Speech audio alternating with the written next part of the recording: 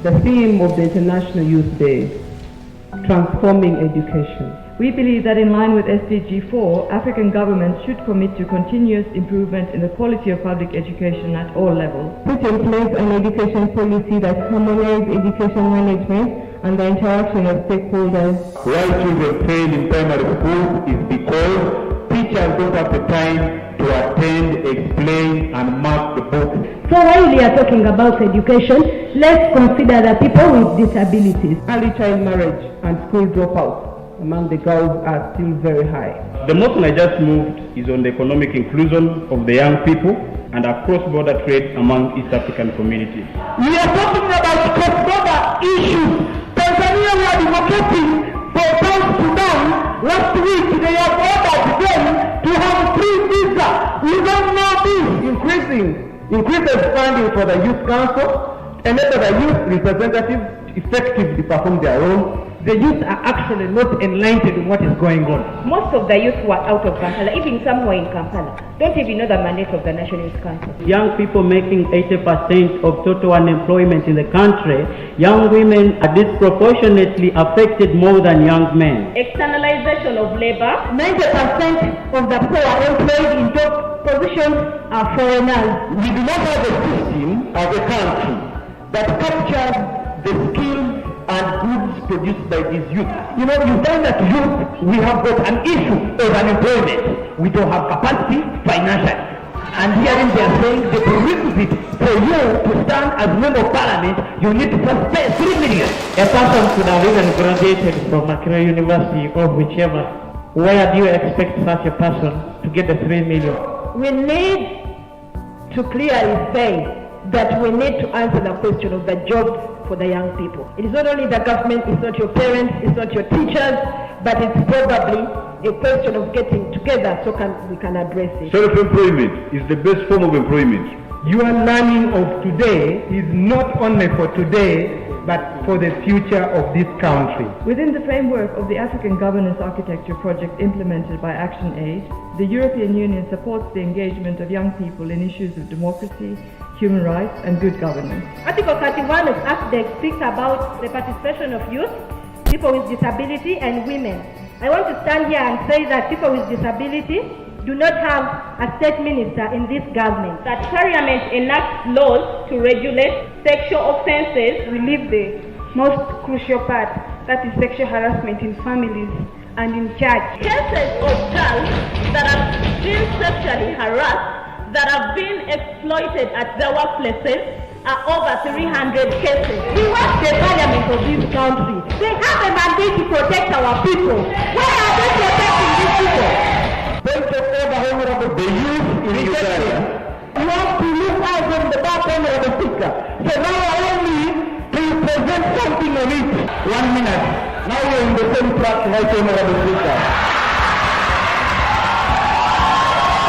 I wish to recognize the efforts of Faraja Africa Foundation, our co-conveners for this Youth Not Parliament 2019, our strategic partners Action Aid Uganda, Plan International Uganda, Westminster Foundation for Democracy, and other partners. Let me also take this opportunity to appreciate the Parliament of Uganda, through the leadership of the Right Honourable Speaker, for ensuring that young people are given space to participate in legislative processes as a part of their civic rights enshrined in Article 38 of the Constitution of Uganda. I've received a petition, we shall be tabling it here in the House, together with the Hansard for your deliberations. Thank you very much and welcome. Do you think you are the only person in that constituency? That honorable member should be taken out of the House. These are young MPs, they still read mentorship. We don't really like to do that.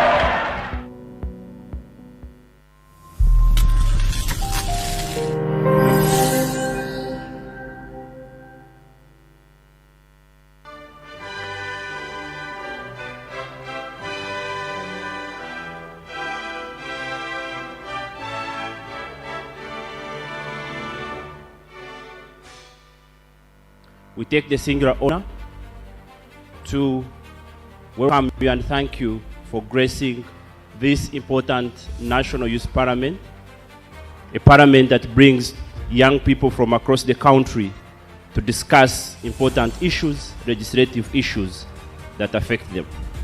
Don't want this to be exclusively done by the right honorables here present. We want the young people around the country to join us in this exercise. It is an absolute pleasure and a great honor for me to participate in this third sitting of the National Youth Parliament. Let me express my deep appreciation to all of you who have come here today in person to have an open and constructive exchange of views at the third National Youth Parliament. Honorable Speaker, today we are yet celebrating the belated International Youth Day under the theme Youth Engagement for Global Action. Indeed, it's a timely theme for Uganda. Uganda being the highly most populated country with the young people. In fact, Uganda is second in the entire world. Let us use this unique opportunity as a youth to present our views to the Parliament of Uganda so that we can actually get the answers that we desire. It's really quite unfortunate to see that for a long time, young people have been used as bridges for other people to cross. Young people have been used to hang posters for those other people. In so many districts in this country, young people have been used to hang posters for the MPs, for LOC5, and after these people have succeeded, these young people are abandoned. The current parliament still actually maintained the nomination fees for example, the member of parliament at 3 million. So, as the youth, we feel that this is too high, especially for those who are eligible to aspire for that position, but are just starting to develop themselves and have not yet earned big enough to actually put that money away for nomination. Solve it. As a young person, I think the parliament should come up with a way to regulate the monetization of politics. Like an amount of money a member of parliament is supposed to put in a political position. I believe that the government itself has to come up with stringent laws and legislation on sexual abuse cases, because if you realize how these cases have been handled, it is actually a shame to the government. Most of the people who speak out and they have been sexually abused do not get justice as it is supposed to be. The voices and the voices of the women and the girls are underlooked during such emergencies. When a woman goes and reports that this has happened, the voices are underlooked by those people in those offices. So what is needed of the government is to respect and evolve the voices of the women and the girls who have been found to be the key factors in addressing violence against the women, because it's those women and the girls who know best the challenges, but also it's those people who know the solution. The National Youth Parliament, the third phase, provides an opportunity for this nation, for young people, to nurture their leadership skills and political participation in this country. Youth or young people are not leaders of tomorrow, but they are leaders of today.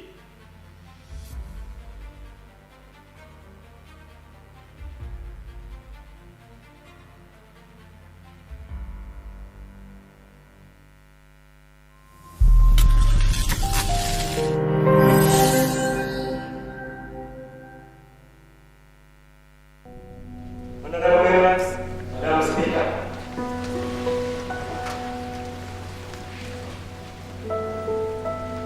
The theme of the International Youth Day, transforming education. We believe that in line with SDG 4, African governments should commit to continuous improvement in the quality of public education at all levels. Put in place an education policy that harmonizes education management and the interaction of stakeholders. Why children fail in primary school is because teachers don't have the time to attend, explain, and mark the books.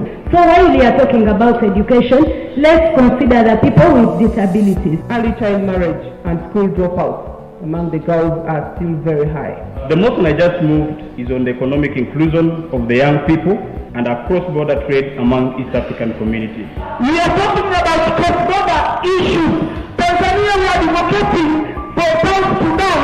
Last week they have ordered them to have free visa. We don't know this. Increases funding for the youth council, enable the youth representatives effectively perform their role. The youth are actually not enlightened in what is going on. Most of the youth who are out of Kampala, even some who are in Kampala, don't even know the mandate of the National Youth Council. Young people making 80% of total unemployment in the country, young women are disproportionately affected more than young men. Externalization of labor. 90% of the poor employed in top positions are foreigners. We do not have a system as a country that captures the skills and goods produced by these youth. You know, you find that youth, we have got an issue of unemployment. We don't have capacity financially. And hearing they are saying the prerequisite for you to stand as member of parliament, you need to first pay 3 million. A person could have even graduated from Accra University or whichever. Where do you expect such a person to get the 3 million? We need to clearly say that we need to answer the question of the jobs for the young people. It is not only the government, it's not your parents, it's not your teachers, but it's probably a question of getting together so we can address it. Self-employment is the best form of employment. Your learning of today is not only for today, but for the future of this country. Within the framework of the African Governance Architecture project implemented by ActionAid, the European Union supports the engagement of young people in issues of democracy, human rights and good governance. Article 31 of AFDEC speaks about the participation of youth, people with disability and women. I want to stand here and say that people with disability do not have a state minister in this government. That Parliament enacts laws to regulate sexual offences. We leave the most crucial part, that is sexual harassment in families and in church. Cases of girls that have been sexually harassed, that have been exploited at their workplaces are over 300 cases. We want the parliament of this country. They have a mandate to protect our people. Where are they protecting these people? Point of order, Honorable. The youth in Uganda. You have to look out on the back end of the speaker. So now allow me to present something on it. 1 minute. Now we're in the same track, Right Honorable Speaker. I wish to recognize the efforts of Faraja Africa Foundation, our co-conveners for this Youth Not Parliament 2019, our strategic partners ActionAid Uganda, Plan International Uganda, Westminster Foundation for Democracy, and other partners. Let me also take this opportunity to appreciate the Parliament of Uganda, through the leadership of the Right Honourable Speaker, for ensuring that young people are given space to participate in legislative processes as a part of their civic rights enshrined in Article 38 of the Constitution of Uganda. I've received the petition. We shall be tabling it here in the House, together with the Hansard for your deliberation. Thank you very much and welcome. Do you think you are the only person in that constituency? That honorable member should be taken out of the House. These are young MPs, they still need mentorship. We don't need like to do that.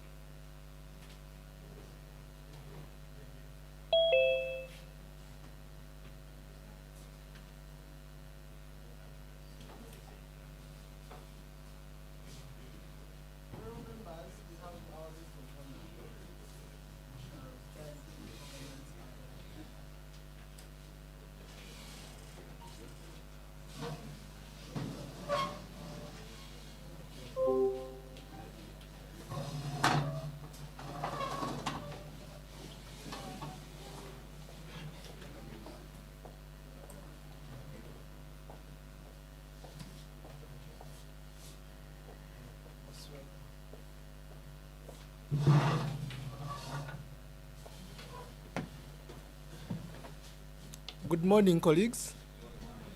In the same space, we are going to take the anthems because our guest of honor is here, so we can start our program. Yeah?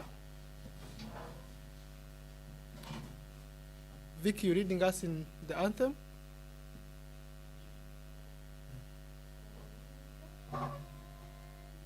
May God uphold thee, we lay our future in thy hand. United free for liberty, together we'll always stand. Okay, somebody lead us in a prayer. Volunteer.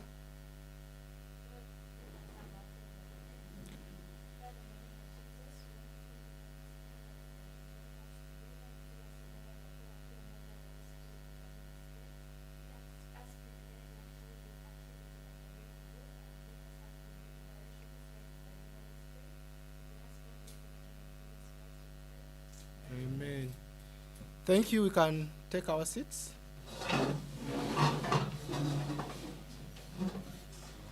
To the third Youth Parliament, Eastern Region, I welcome you all and thank you for honoring this great opportunity to come and represent the young people. On behalf of Faraja and on my own behalf, I'm excited to have the young people like you on this platform to come and discuss issues that affect us as young people. I welcome you, Madam Commissioner. The Honorable Commissioner here is our own. She was one who attended the first ever Youth Parliament, National Youth Parliament, and God has raised her through ranks and she's now here as our guest of honor. She was once like you here, so anything can happen.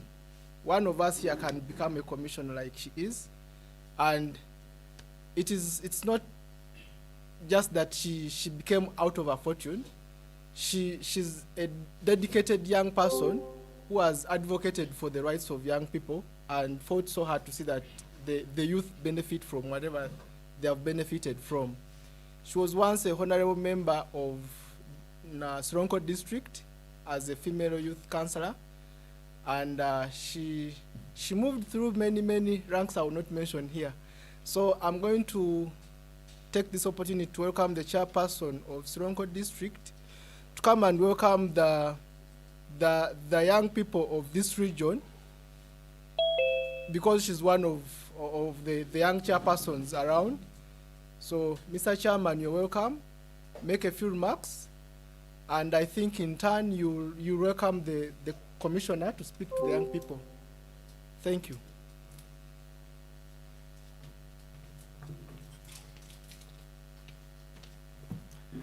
Thank you very much, the MC of that day, Madam Commissioner, who is a fellow youth, honorable colleagues in the House. My name is Yoel Kelvin Ovaira. I'm the District Youth Chairperson, National Youth Council.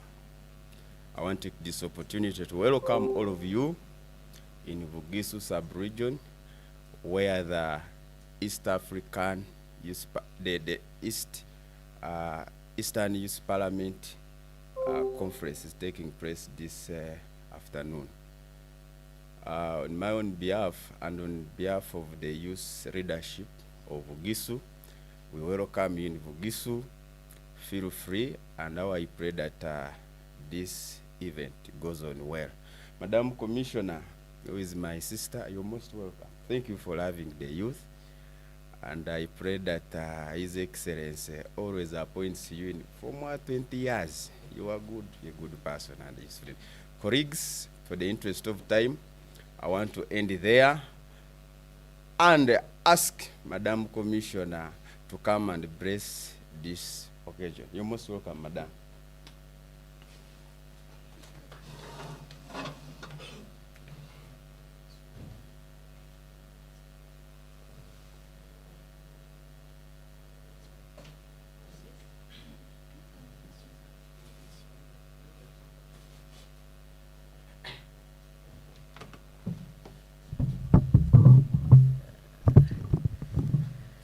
Thank you very much, the youth chairperson for Sironko, for inviting me to speak to you.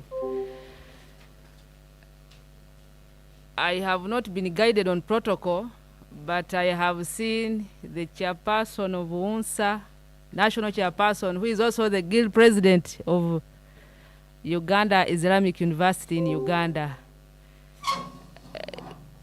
I'm told you are former. The youth leadership around, the NGO Faraja Africa, which invited us here. Ladies and gentlemen, good morning. My name is Nasike Asmin.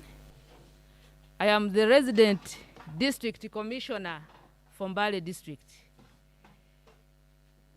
I was a youth leader, and whoever sees me now thinks I am still a youth. But I reached the bar of 30 years, so I accepted and I said no to youth leadership. But I am a very good friend to the youth leadership of this country, and of course the region, Bugisu, where I came from. I want to first of all welcome and thank all of you for having turned up for this very important parliament, the third Faraja Africa Parliament. I want to let you know that the first parliament, which was in Uganda for Faraja Africa, I attended it as the female youth councillor for Sironko. This is one of the platforms that makes you people explore and practice your potential at this level. While at National Parliament, during the first Faraja Parliament, we had the Speaker of Parliament with us. And it was very interesting when they elected the Speaker of the Faraja gathering that we had, that of the youth leadership that time. I have, since the other day, seen some of you here want to become speakers of this parliament of today. I want to wish all of you who have aspired to be speakers the best in the elections. I'm told it is online. Ladies and gentlemen, youth leadership is a nursery bed for the mainstream politics. It is usually difficult for youth to believe that they have reached the bar and crossed to another level of politics. That's the mainstream. But I want to ask you to prepare your minds that as you lead this Chisanja, in the next Chisanja, I want to see the young people here come for bigger positions. The government has given you space. There are forums where you can exercise your potentials and become great leaders of this nation. So I ask you to prepare your minds that after here, we should go and look for mainstream positions and contest. For us, we shall help. I will help a young person who will come in a different area within this Bugisu to maneuver and become a youth champion. Some of us attained these positions, not because I am extraordinary, no. To those of you who know me here very well, the likes of Musisi, I'm seeing my female affairs of Sironko and the East chairperson and Emma, all of us here. Me, I am not extraordinary. It only came to our notice when I was appointed RDC, even without notice. So I believe that through teamwork, when you speak one voice, you reach miles. Therefore, I ask you to speak as a team and accept to be led by the person whom you have entrusted leadership. I know at Bugisu Sub-Region you have leadership. Accept to be led by that leadership and unite with one voice. Your voices will be heard, and some of us who are youth-friendly me who is still a youth by looking, I will always advocate for the youth in this region. I want to let you know that during the previous engagement with His Excellency, there are some youth whom the President promised capital. I told him within my report, I reminded him that the youth of Bugisu have a pending pledge with you, Your Excellency. And I know they are working out on it. Because some of us who were there before, we got it. But of course, you need to exercise patience. This forum is good. First of all, it creates exposure to one another, and the exposure should be in a positive manner. Don't expose yourself to begin backbiting others or to pull others down. We need to expose ourselves and network, pull one another. There is, for us, during our leadership, we were so much known for coming together. When there's an issue in Mbale, where is Yahaya? Manafa, where is Wabroko? Sironko, where is Asmin? Bulambuli, where is Kenneth? That I want you to pick from us.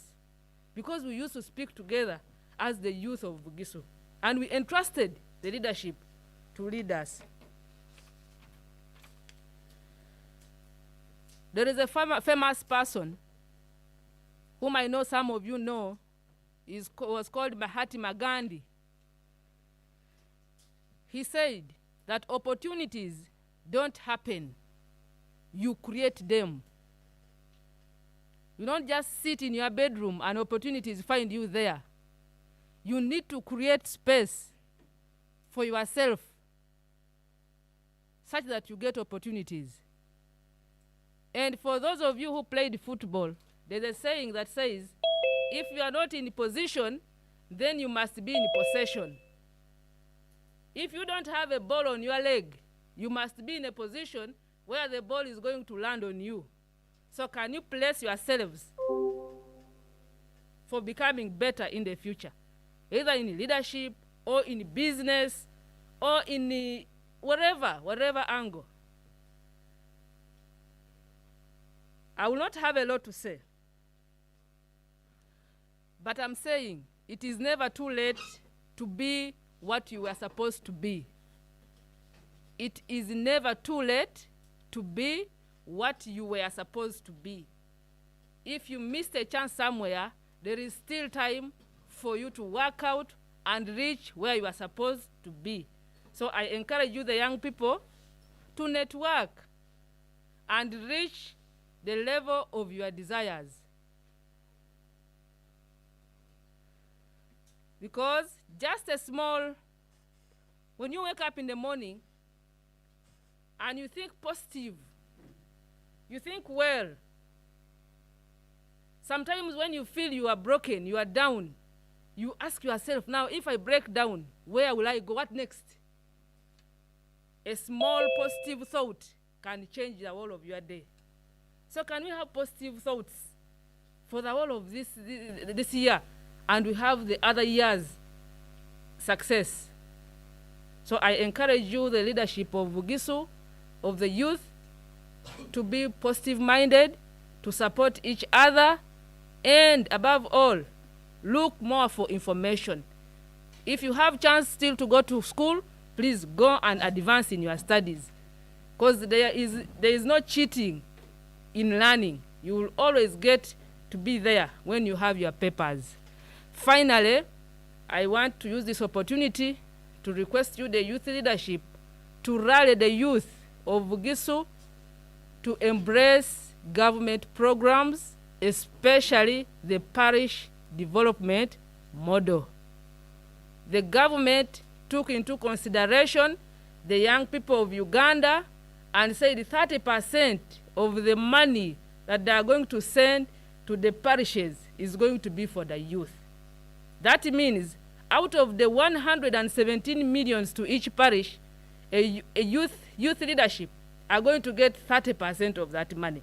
Can we get organized and we scoop that opportunity and use it to enhance our livelihoods in our various areas of jurisdiction? I therefore want to end here, and I wish you a very good day. I officially open this parliament, and I wish you very good deliberations for God and my country.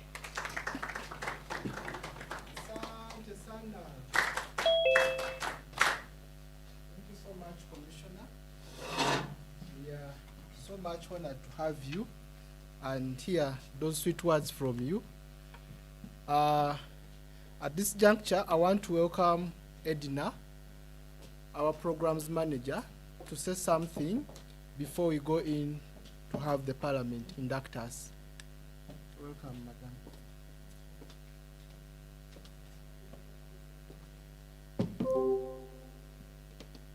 Thank you, Yusuf. Madam RDC, Parliament of Uganda, His Excellency, and Chairperson Youth Council, Sironko, and the House at large. Good morning.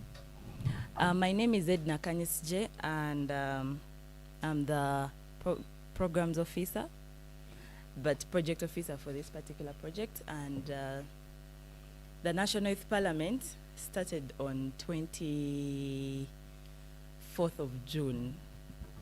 We started from Masaka, we went to Mbarara, then we went to Fort Portal, then we went to Arua, Gulu, and now we are here. In Eastern Uganda, this is the first district, Mbale district. Tomorrow we shall be in Jinja. And we have been doing the same parliament. So the Youth Parliament program started in 2018, and I'm very happy and glad that we have an alumni who has gone through the parliament, who's at the top. So you know that you're not here for nothing. It's going to pay off one day or one time. It's a program that was designed by a group of civil society organizations, and it was a platform to show young people, to give them a picture of what happens in Parliament. And in 2019, we were officially welcomed by Parliament of Uganda as partners. And in last year, that was 2021,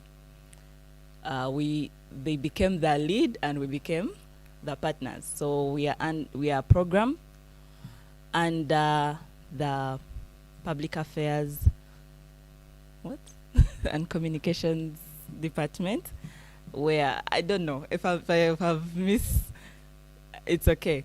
So we have Mr. Kasim, who's representing from Parliament and the team, and they will be having a session with us, teaching us what exactly happens in Parliament, giving us a history, a brief history about it, and they will be with us, I think, the whole day, and they'll also be with us tomorrow.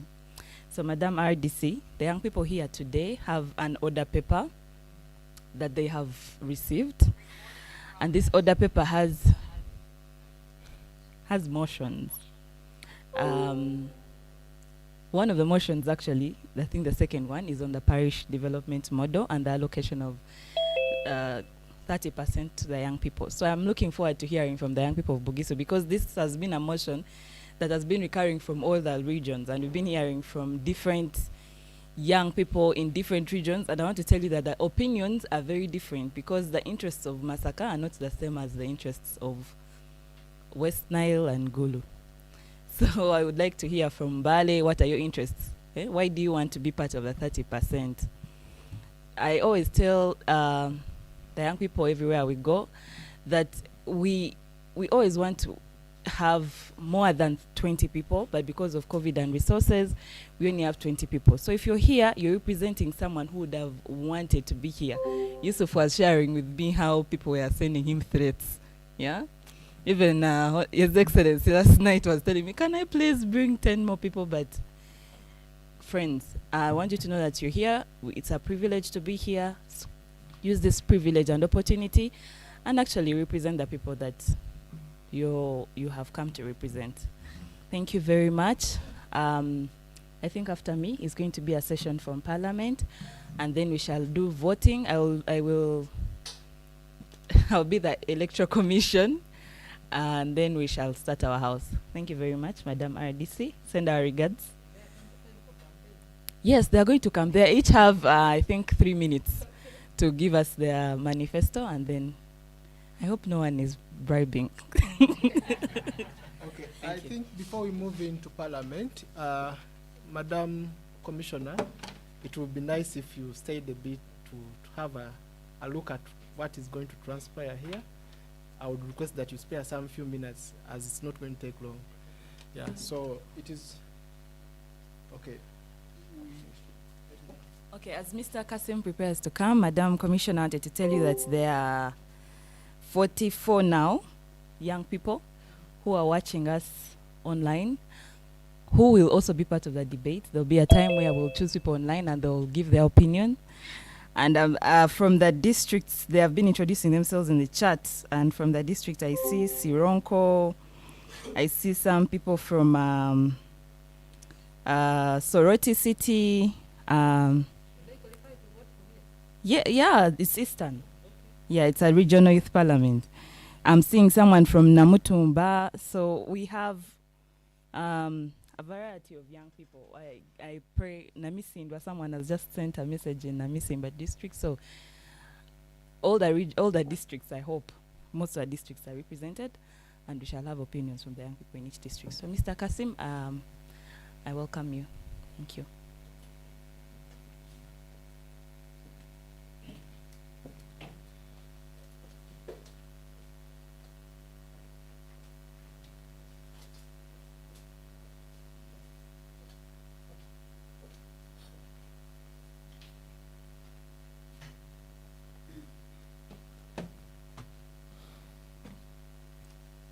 Madam RCC, distinguished delegates, good morning. My name is Nsimbe Kasim. I was assigned by the Parliament of Uganda to be with you this weekend, I think throughout, for the Youth Parliament, and I'm very blessed and happy, though intimidated, that one of our very first participants is a very big person with us this morning. Yeah, God's ways are different from ours. But we are glad that you acknowledge our role. With Parliament as an institution, our role is always to build a bridge between Parliament and the public, because Parliament derives its mandate from you, from the voters. So the members of Parliament cannot live on an island. And then every 5 years, remember, we do have changes to the mandate. Members of Parliament have to come back to the voters every 5 years. It's a constitutional command. So however good you are in Parliament, at the end of 5 years, you must come back to the grassroots. So for us as the technical staff of Parliament who support the institution, our role is always to try to build inroads. That's how the National Youth Parliament is hosted at Parliament House every year. It's not a mistake, and it's actually part of our calendar. But then we don't participate in the selection of who comes to Parliament. It's Faraja Africa and the partners who select the final team that comes to Parliament House. And when they come to Parliament House, the Speaker suspends the sitting of the House so that the youth can use the Chamber of Parliament. That sitting is always held in the Chamber of Parliament. The reasons are several, but the cardinal one is we are building future leaders. And you are the future leaders. Madam RCC, when you came to Parliament, you didn't know that you are destined for such a big office. But now you are there. But because you had that previous exposure, today when you are addressing Parliament issues, yeah, your views are different from at least someone who has even never been to Parliament. So I know today the focus is supposed to be on your elections, on the topics for discussion, So I won't be on this platform for long because it's your day. My role is to introduce to you Parliament. I had prepared a PowerPoint. I'll just run through a few slides because the rest of the information, I carried printed information for you. Every one of you is entitled to a diary. So Edna, please pass on one diary to each of them. When you open that diary, inside you'll find information about Parliament. But then two, it's preparing you to be an organized person so that the next time you walk to RDC's office, you carry your diary and a pen. The next time you walk into a meeting, you carry your diary and a pen. This is all preparing you for your future responsibilities. Because if you have an appointment on the 3rd, yeah, you should be there on the 3rd at 10 a.m., not on the 3rd at 5 p.m. You will have let down all the youth. Shall say that's how the youth behave. They're always lousy. So I'm trying to change that. So I carried along publications about Parliament. There's a Parliament diary that you own from today. So you have already become a parliamentarian because you have attended youth parliament meeting in Mbale. So that's the start, and that's where we build from. Me, I have built that bridge for you. It's now up to you. You have come to the well, try to pick as much as possible. Okay? So it's a quick look through what I have for this morning. We shall not go so much into the history and legal basis of Parliament. But what you need to know, if your dream is to become a parliamentarian, get a copy of the Constitution. It's even online. These days with technology, you can get a copy online. I think you have it on your phones. Yeah, me, I'm old school, so I carry the physical copy because I don't know who posted what you have online. But try to interest yourself in the whole of Chapter 6. There's a Chapter 6 of the Constitution. All it talks about is Parliament. The whole of Chapter 6. The powers of Parliament, what Parliament does, so that tomorrow, if you're standing for election as youth MP, you have an idea what you're going to do. And remember, yours is electoral college. So you have to convince all these other sharp brains that you are the best person. And I think you are even going to do that today. Because in parliament practice, to become a speaker, you must be, first of all, an MP. So you are members of Parliament. A speaker is elected from amongst yourself. So it is you to select the speaker. This is exactly a replica of what happens in Parliament during the first sitting of Parliament. The Chief Justice chairs. Are you aware of that? Yeah, the Chief Justice chairs the first sitting of Parliament because in that sitting we don't have a speaker. So the new parliamentarians elect from amongst themselves. Constitutional command. From amongst themselves. So you will select a speaker from amongst yourselves. Even when you come for the national parliament, that's the same thing that you'll do. So the legal basis of Parliament is in the Constitution. The whole Chapter 6 talks about Parliament and what it does. This same Constitution also provides for the separation of powers. You remember we have the three arms of government. The executive, the legislature, and then the judiciary. That is our primary school, SST, I think. Yeah, so pick it from there. We do have three arms of government. They still exist. Parliament is only one of the three. But the framers of this Constitution provided powers for each of the three. None of the three arms is supreme. They all work together. And the same Constitution is what you will follow. It can be amended, but it will still remain the Constitution of the Republic of Uganda. Okay? So the Constitution establishes Parliament under Article 77. It commands that there shall be a Parliament, and that's why we have a Parliament today. It also commands the term of office of Parliament to be 5 years. You remember there was a constitutional amendment about 2-3 years ago to amend the term from 5 to 7, and then it was struck down by a court in Mbale here. I think court sat in Mbale and struck it down. So we are still at 5 years. So every 5 years we must have elections. So in 2021, do we have elections? 2021. So January 2021. So sure deal, 5 years later, that's January 2026, we must have an election. It's a constitutional command. We must have. However good this current parliament is, they must come back to the grassroots, because the constitution says every 5 years we must have an election. So that's where we are. Every 5 years we do elect, and then we come to our current parliament. If we go back into our history, we've had 11 parliaments. You'll wonder, how do we come to 11 parliaments? Where we are today is the 11th Parliament of Uganda.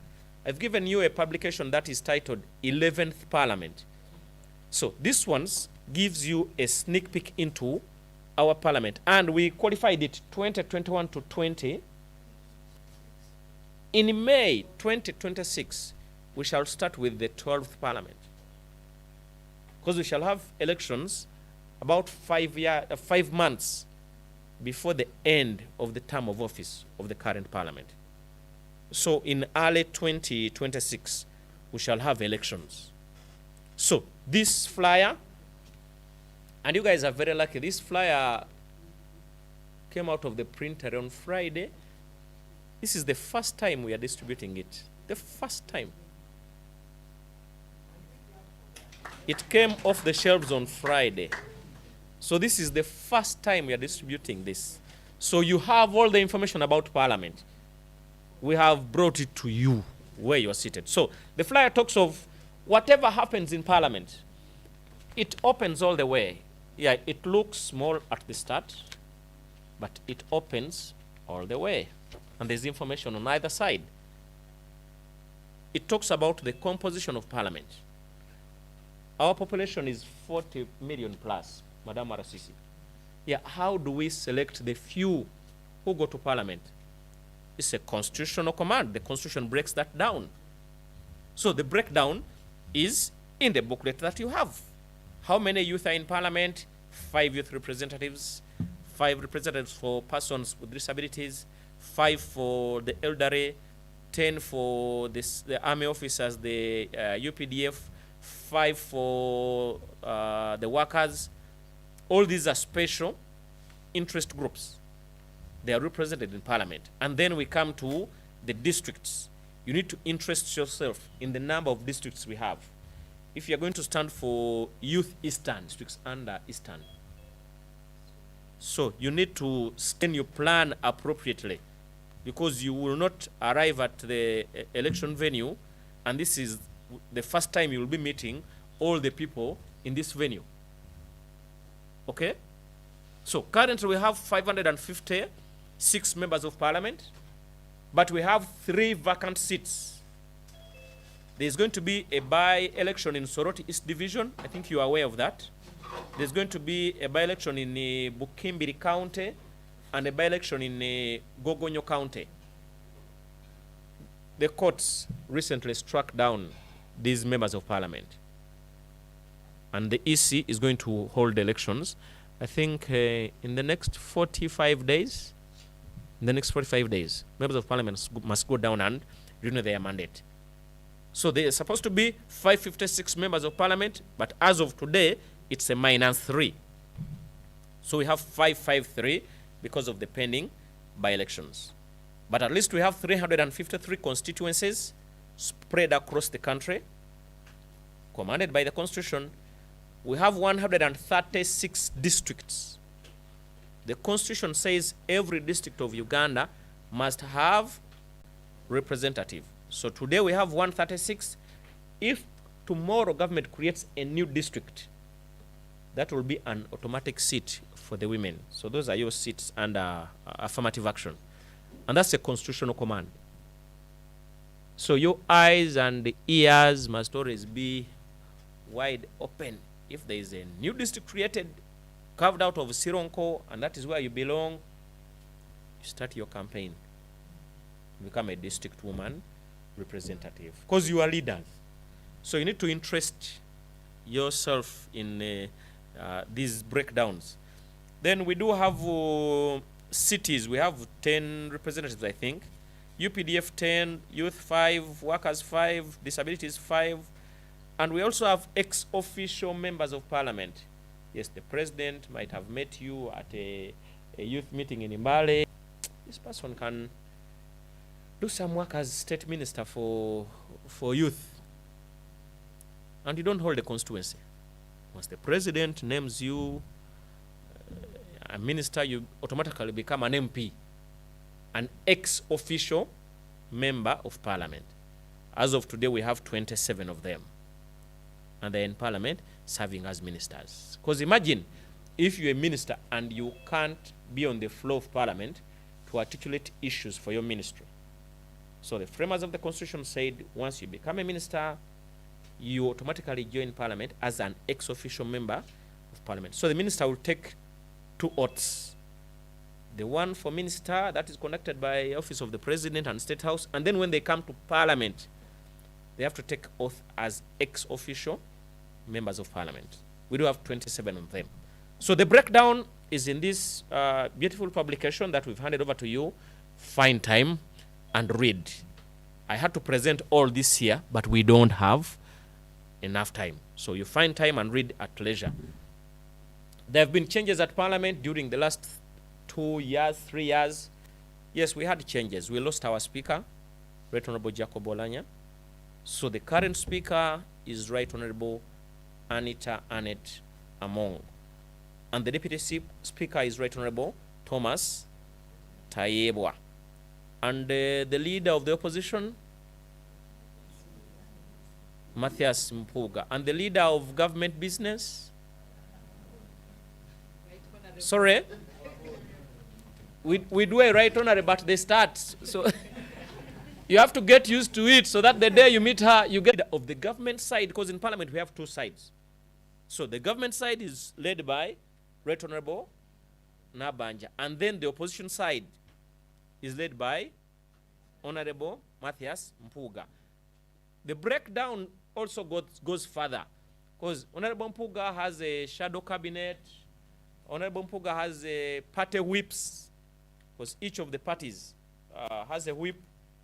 That is a detail that we can study later. But that is how parliament works. We have 2 sides of the house. So this publication here explains a lot about the 11th parliament. So find time and read at your own leisure. At least you have a copy with you. Then there's also another publication that talks about you and your member of parliament. You and your member of parliament talks a lot about the functions of parliament. What does parliament do? And also the committees of parliament. And the major roles of parliament. You know, wherever you are, you always blame the members of parliament for not having served you. What do they do? Because what is service from parliament? The yardstick is in the roles of the members of parliament. And when I come for events like this, I usually concentrate on the 4 cardinal roles of parliament. The first role of parliament is to make laws, legislation. The framers of the constitution gave parliament the mandate to make laws. I think you are aware that the judiciary doesn't make laws. The judges don't make laws. So parliament makes laws, but it does not implement them. The judiciary will implement. The judges will send you to Maluku prison or the others. The parliamentarians will make the law, and then they will hand over to the other arm of government. So the cardinal role of parliament is to make laws. Laws on what? On any matter. There will be laws on education. There will be laws on science and technology. There will be laws on ICT. There will be laws on health. Every law parliament will make, provided it is for the good of the people of Uganda. So that's a cardinal role, role number 1 for parliament. Role number 2 is the national budget. Parliament approves the national budget. all your districts, even where you are at local government level, your district must present a budget to the Ministry for Local Government. The Ministry for Local Government will present that budget to Parliament. So look at the national cake as the cake we share during your birthday. Yeah, when that cake is being cut, everyone wants to go for the biggest piece. The interests are several. You have education, the teachers are on strike and they want a pay rise. But remember, the health workers were also on strike and they wanted a pay rise. That's a different sector. And we do have our brothers in the UPDF saying, please also look at us as well. Even police saying the wages you are paying are not enough. But we also have other sectors. Physical infrastructure, the roads, the bridges, the wells. You want tarmac everywhere. So you want energy, you want electricity in all the huts across the country. Who decides which sector takes which percentage of the national budget? That's where your parliament will come in. Recently, Parliament passed the budget for the coming financial year. I think the year has started, because it starts 1st July. It was passed by Parliament. This is the first budget for this 11th Parliament. 48 trillion. Are you aware of the figures? No. 48.1. Now, the 48.1 is distributed to all the different sectors. There's a percentage for education, a percentage for physical infrastructure. That is why today, when the Minister of Education has an impasse over the striking teachers, they're saying, but we need a budget. When the budget was passed just a few weeks back, those resources were not provided. Now, the technocrats have to scratch their heads to find where the resources will come from. Otherwise, they have to negotiate with the teachers, maybe to wait for provision of resources in the next financial year. So that's how the system works. So budgets are presented to Parliament from the different sectors. Parliament approves. After approval, Parliament now comes up with the third role, oversight, accountability. You've heard of the committees of Parliament, the accountability committees. Public Accounts Committee, COSASE, the Committee on Commissions, Statutory Authorities and State Enterprises. There's a Committee on Local Government Accounts. If Parliament provides 10 shillings for the construction of a road from Mbale, maybe to Sironko or to Manafa or to Bududa, 1 year later Parliament will be in Bududa to inspect whether a road was ever constructed. If they provided 1 billion, they will be here.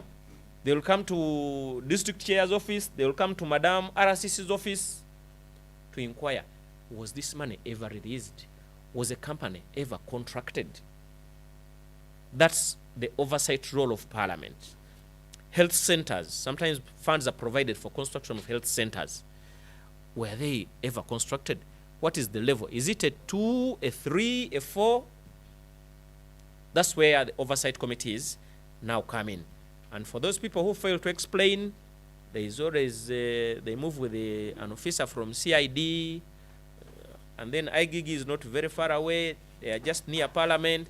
So you explain at that level, provided those resources were from the National Treasury.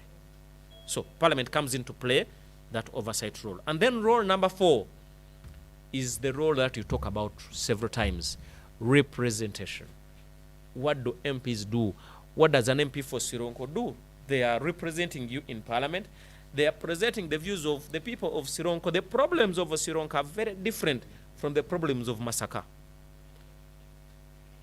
The problems of Bududa are very different from the problems of Kampala Central. In Kampala Central, as we talk of parking, you know, the parking slots are small, then street lighting, then garbage collection. When we are in Sironko, we are not talking of street lighting.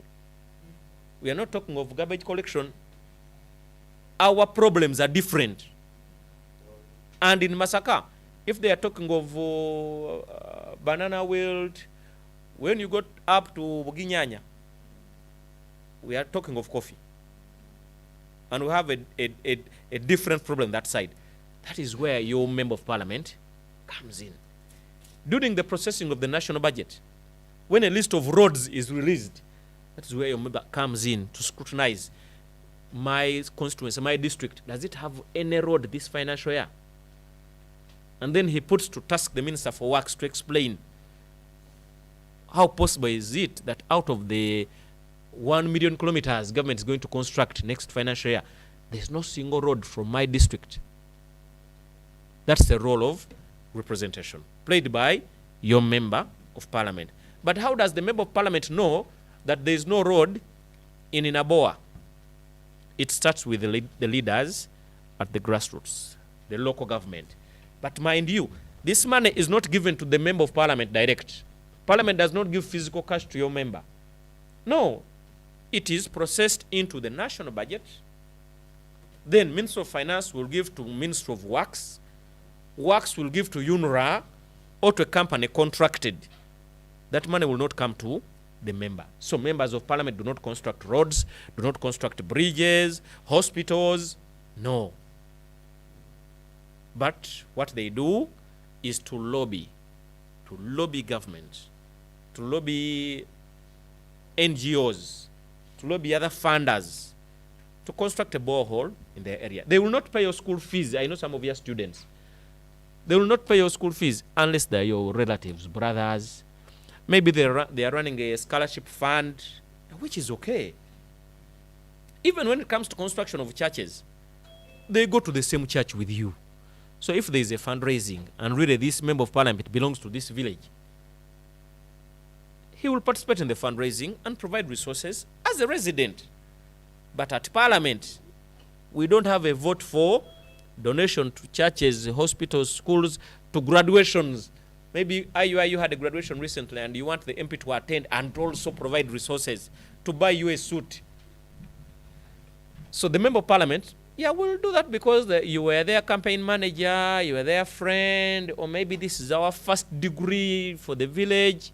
Yeah, he will come in. He's a member of that community. The members of parliament don't live on Mars. No, they live with us. So parliament belongs to you. Remember, you delegated part of your mandate, part of your responsibility to the members of parliament. So that's where I come from. A lot we can discuss about parliament. Anytime we are active on all the handles. You have smartphones, you can interest yourself in our Twitter page for parliament. It's parliament_UG. Our leaders are on Twitter. The speaker has a handle. The deputy speaker has a handle. The leader of opposition also has a handle. So whichever latest information you want to know about parliament, you just go on to Twitter, Parliament of Uganda. It's parliament_. The underscore is a dash that is below. It's not in the middle. The underscore is a dash under. So parliament_UG. And all those are available even in the publications that I've given you and in the diaries. That's where we are at the 11th Parliament. We shall be very glad to welcome you to Parliament of Uganda when you are selected, because it's a selection like in national elections. So when you are selected by Edna and the team, Edna, I've not said you alone. So Edna and and the team, Edna and the team, to send you to Kampala for the debate finals. And when you are at Parliament, she knows we treat you like MPs for that day. All the way from the gate, say that is a delegate, it's a youth leader coming to Parliament. So it is youth Parliament there at Parliament. Activities come to a standstill. You use the chamber unlimited. Although I have to warn you that in the chamber we are more serious than here. When the speaker says 2 minutes, don't spend your time on sending greetings because your people are seeing you on TV. Our microphones are automated. As soon as the 2 minutes end, they will switch off. So you'll be speaking to yourself. So even when you are here, try not to speak for 20, 30 minutes. No. I had 30 slides here and publications and the Constitution. I think I've spent about 15 minutes of your valuable time. Yes. And I'm winding up. If there are any questions, please feel free. I come from the Department of Communication and Public Affairs. Our role is to build a public image of Parliament and also build a bridge, public education. That's why I am. I'm here today. I'm in Mbale for that specific role. Thank you so much, colleagues. Questions, and then I retreat and enjoy the drama from the background.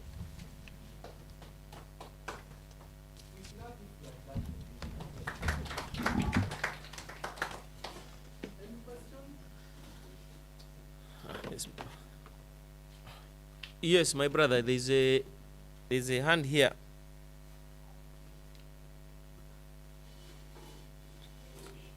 Oh, I can surrender the podium for you because we are live on TV, I think. Oh, okay. I don't want to kill the feed. Thank you very much. My name is Waya Robert, and I'm a youth leader. I have just a simple question. I want you to know whether in youth parliament, you also have two sides or you have one in youth parliament. Because in parliament, we have two sides, opposition and then the main. So here, do you have two or one? Okay. Thank you. What usually happens, what we've done in the past, because you don't have the structures. You don't have the structures right now for opposition and government. So what we usually do when we have that youth parliament meeting at parliament, you're all just members of parliament. And then we have a speaker and sometimes an alternate speaker. Mark the word sometimes. So it's a moot parliament. It's not the real parliament. Because if we put you into government and opposition, many of you might not have an opportunity to speak on the microphone. Because once the Prime Minister has a position, all members on the Prime Minister's side take that position. Once the leader of government, once the leader of opposition has a position, that is the position for all of you. So usually for this youth parliament, we want participation from as many people as possible. So we do some adjustments. There are some adjustments. Would have loved to have all those. But now when you come to the floor of parliament and you say, me, I'm from FDC and I must speak for my party. Me, I'm from NUP and I must speak. No one from NUP has spoken. Then we shall have problems. So at your level, you are all members of parliament. And you have equal responsibilities and rights, except for the speaker, because the speaker is going to chair. Unfortunately, when they chair, they don't have an opportunity to debate because their role is to chair. So they will enjoy the robes, but then the opportunity to debate. I'm not scaring someone who is becoming speaker today. But the opportunity to debate is reduced. That is what happens, my brother. But you will enjoy it. Once you are selected to come to Kampala, you will enjoy it. But you enjoy it better when you do your research. Because Edna has told you the topics that have been running through the other parliaments. Yeah, do your research. Don't just come to the microphone in parliament and tell lies. And then one member will stand up and say the percentage you are talking of is wrong. So don't be factually wrong. That is why even in parliament, you see there are some faces that speak often and others not as often. Research, you must be informed. Informed on what? On everything. Because today we are discussing oil, tomorrow we are discussing forests, the other day we are discussing education. And these are different sectors. So be informed of the trends. Okay? Thank you. I think there is one. Yeah, this could be the last one because time is a problem. Okay, thank you. My name is Richard Makwasi. Yes, Makwasi. Mine is a simple one. I wanted to know how the youth parliament sittings are scheduled like across the country. Thank you. Oh, yeah, the youth parliament sittings across the country, for now, are not organized by parliament per se, but we participate. They're organized by Faraja and other partners, but parliament also comes in as a partner. It's the reason why I'm here. Okay? We have not yet gotten the resources to have bigger audiences, but I think we shall be working with the Faraja and the other partners, because our interest would be having this meeting at town hall in Mbale with 200 participants. But now for an organization like this one, it does not have that muscle to handle the 200 participants. But they are working with us. You never know. Maybe next year we could have a bigger sitting at town hall where we invite as many people as possible, because we have to support with financial resources. Okay? So for now, it is a selected team of a few. You are 20 something representing 200 others who could not make it here. But it is work in progress. We have it in our budgets. Sometimes it is thrown out. We have budget cuts the other side as well. But we have youth parliament as an item. Then they say youth parliament, yeah, but you're not going to hold regional. Come and hold it from parliament. Because all these banners, all this is money. But it is work in progress. It's our dream as well. Thank you so much, colleagues. The rest, we can interact. I'm still around.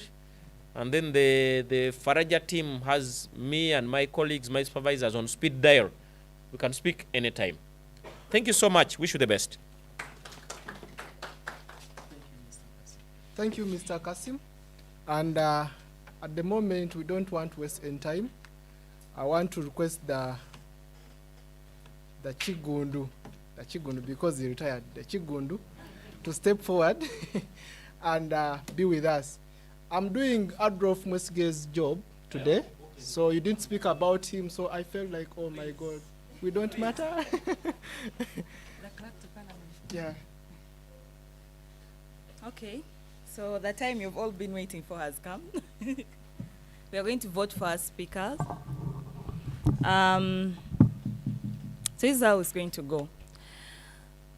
We are going to have members to nominate, yeah?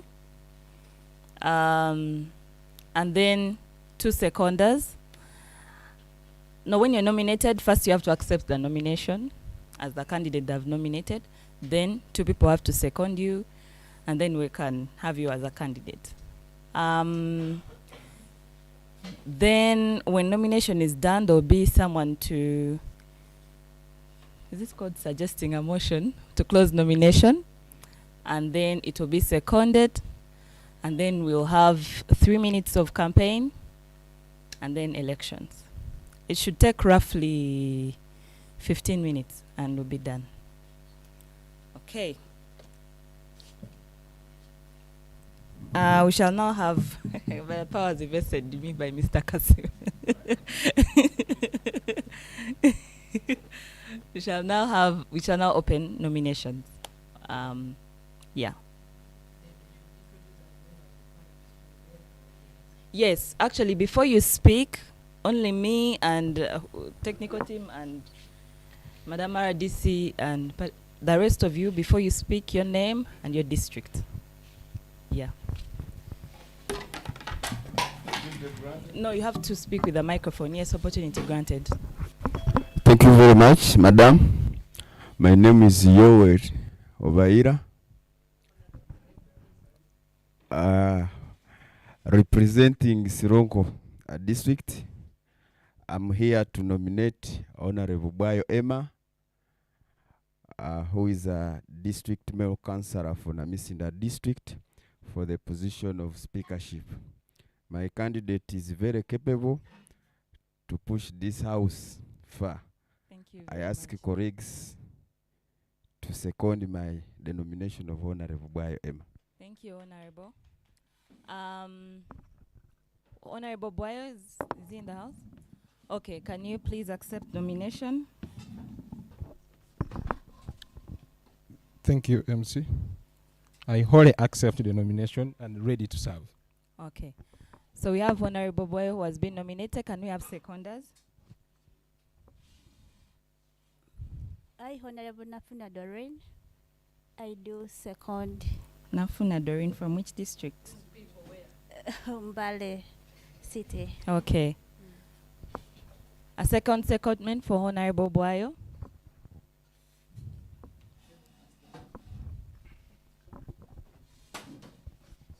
Sorry. I, Nasike Uzula, a youth member from Namisindwa district. I second Honorable Bwayo Emma. Okay. So we have a second secondment. That makes Honorable Bwayo Emmanuel to be the first nominee for the position of Speaker. Any second nomination? Any other nomination? Yes, please.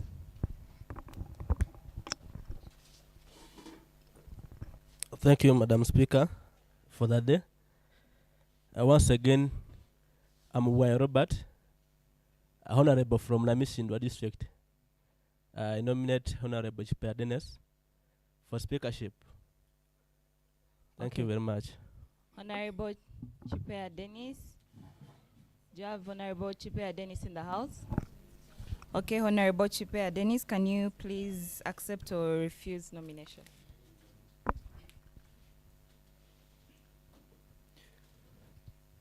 I'm not sure if the camera is getting you. Protocol is observed.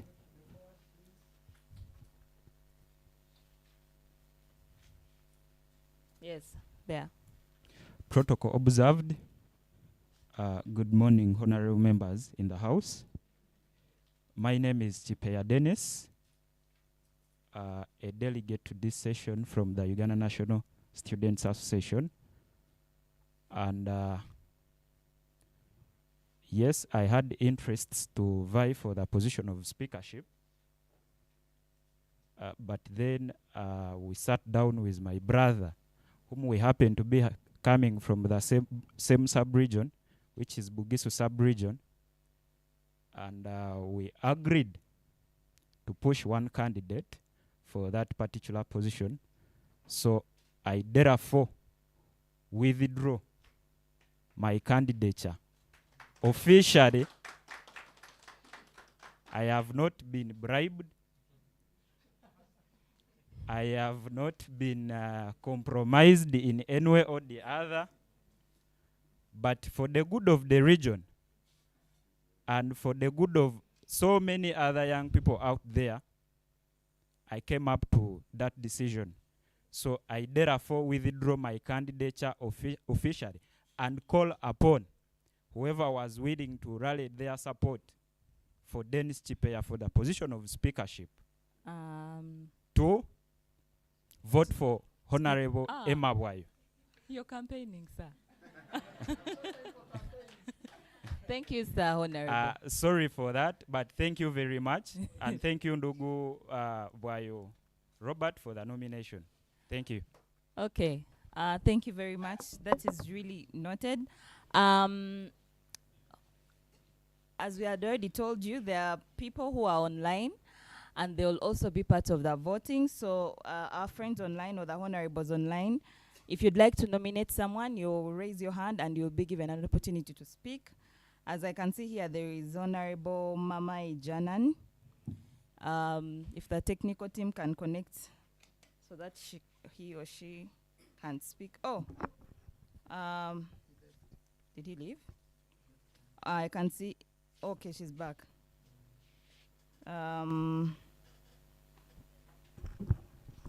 Honorable Mamai. Yes. Please. Good morning, honorable members. Morning.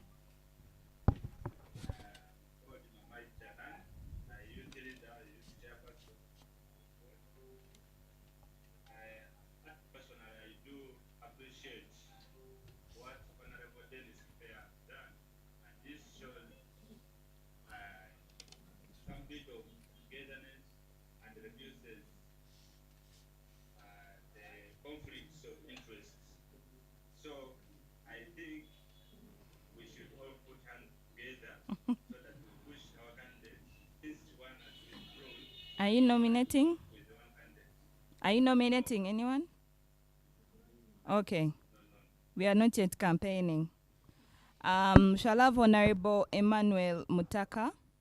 Only if you're nominating someone, should you raise your hand?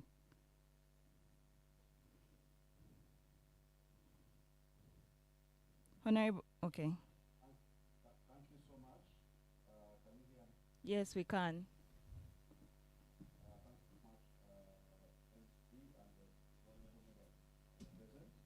My name is Emmanuel Mutaka, based from Mbale.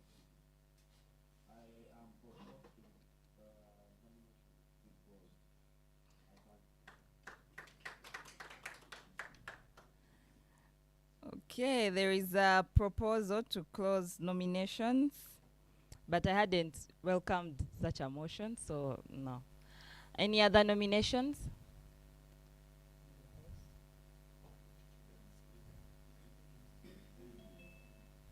Yes, please. I'm seeing hands. Yes, Honorable, at the extreme end.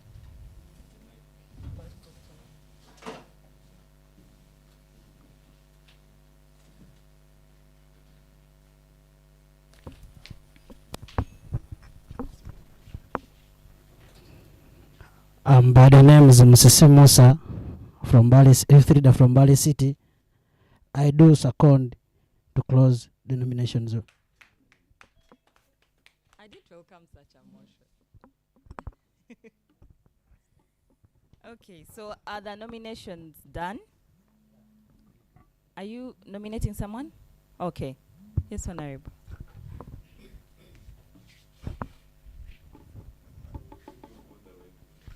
I didn't welcome a motion to close, so I don't know what you were seconding.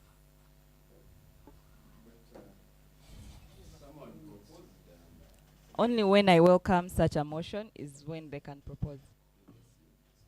Okay. I, Vicky Namgove, Female Youth Secretary, Sironko District, nominate Odoki Kevin for the post of speakership. Okay, anyone seconding? You need to accept or deny the motion.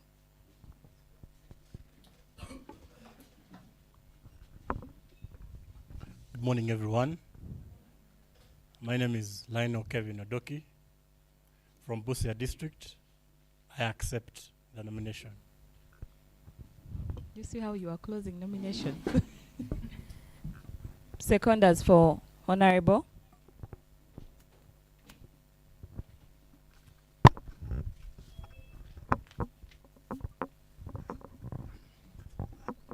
I'm also Brian from Mbale. I'm seconding Kevin Odochi. Okay. Second secondment. Good morning, ladies and gentlemen. Good morning. I'm Simon Peter Okadapao. I come from Manafa. I second Honorable Odoki Kevin. So we shall have, we so far have two candidates. We have Honorable Boyo Emma and Lionel Kelvin, Honorable Lionel Kevin Odoch from Busia, and Boyo Emmanuel is from Namisindwa District. Do we have any other nominations? Okay, if there are no other nominations, I welcome a motion to close.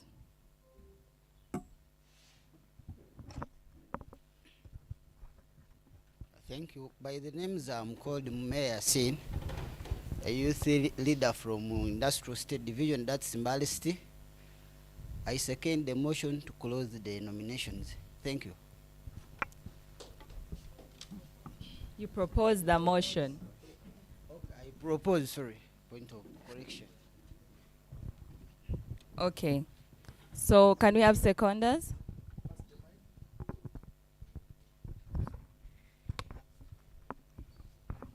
Thank you very much. My name is Welunga Yusuf, a delegate from Uganda National Students Association. I second the closure of the nomination. Okay, secondment.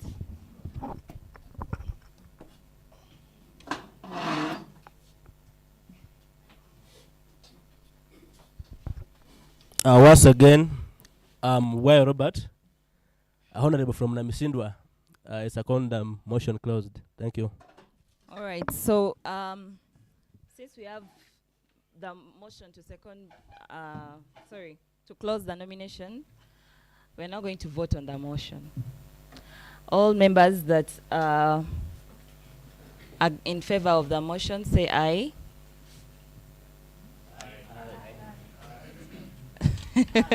All those that are not, say nay. The ayes have it. Nay, they are saying. So we are going to have physical. We are going to have physical voting by secret ballot. So you'll be handed a piece of paper where you're going to write the candidate's name. In Gulu, we had an issue. No, in Arua, we had an issue where the candidate had a nickname, but they didn't. So one of the votes was invalid because they said, the name is, that one we don't know the name, yeah? So make sure you put the name the way they have mentioned. So we have Honorable Boyo Emma and Lionel Kevin or Dodge. So before they give you the ballot papers, online members, online, we are going to have a chance for you to vote. A poll is going to appear on your screen and then you'll tap on that poll, you tap the name of the candidate that you prefer. If it doesn't appear on your screen, just look on the lower right of your phone. You'll see the word more, and then you tap the word poll, and then the name will come. Okay, when they launch, not now. We shall not be considering any votes that are in the chat section because that's how we are voting using the poll. So even if you put 10 Emmanuel Boyo names, we are not going to count them. So it's one on the poll only. Right now we are going to have campaigns. So the honorable members who have contested, each is going to be given 3 minutes. I have my timer. I know how politicians can be. I have my timer. You're going to convince the August House and let them know why you should be speaker. Just 3 minutes each. Starting with Honorable.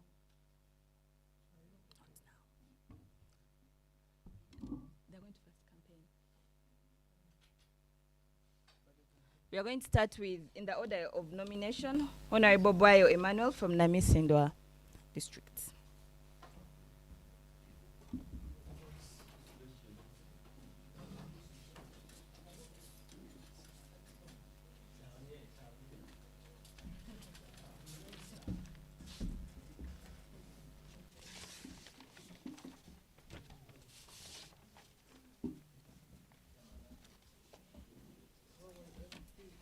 Thank you. I want to baptize you the Master of Ceremony, our unlawful messenger, Madam Aradisi, and all honorable members present, plus our very good honorable members online. I want to welcome you this August House. My name is Emma Boyo. I'm the male youth councillor in Namisindwa. I also work with and for Elgon FM Mbale. I have so many responsibilities. If I start mentioning, the 3 minutes will be very little for me. Allow me mention only those two. We are not here to promise so many things. We are here to prove that we can. I don't want to start telling stories how I will be doing. By the virtue that I'm a councillor, I feel I'm so capable to steer this August House and also make sure that we make resolutions which are bold, that whoever will see them will just know that these are from the wise people of the East. Honorable members, we are here representing so many youths behind there. And I want to congratulate all of you that among the many youths, you were selected to be part of this forum. Emma Bwayo is not coming here for pride, but I want us to make resolutions which will change and also push forward the youth agenda. Of course, when we start talking about challenges of youths, I know we shall also sleep here because there are so many. But I know this house, if I'm the speaker, we shall make resolutions which at least will change something. I don't want to speak a lot. Like I said before, we are not here to start bragging how we can. Some of us, we are result-oriented. In the council where I am, I also chair a committee, and being a speaker here, it's not different with what I also do. So, honorable colleagues, I ask first for your vote, then support Emma. He's capable. Thank you very much. Thank you, Honorable Emma. Honorable Odoki.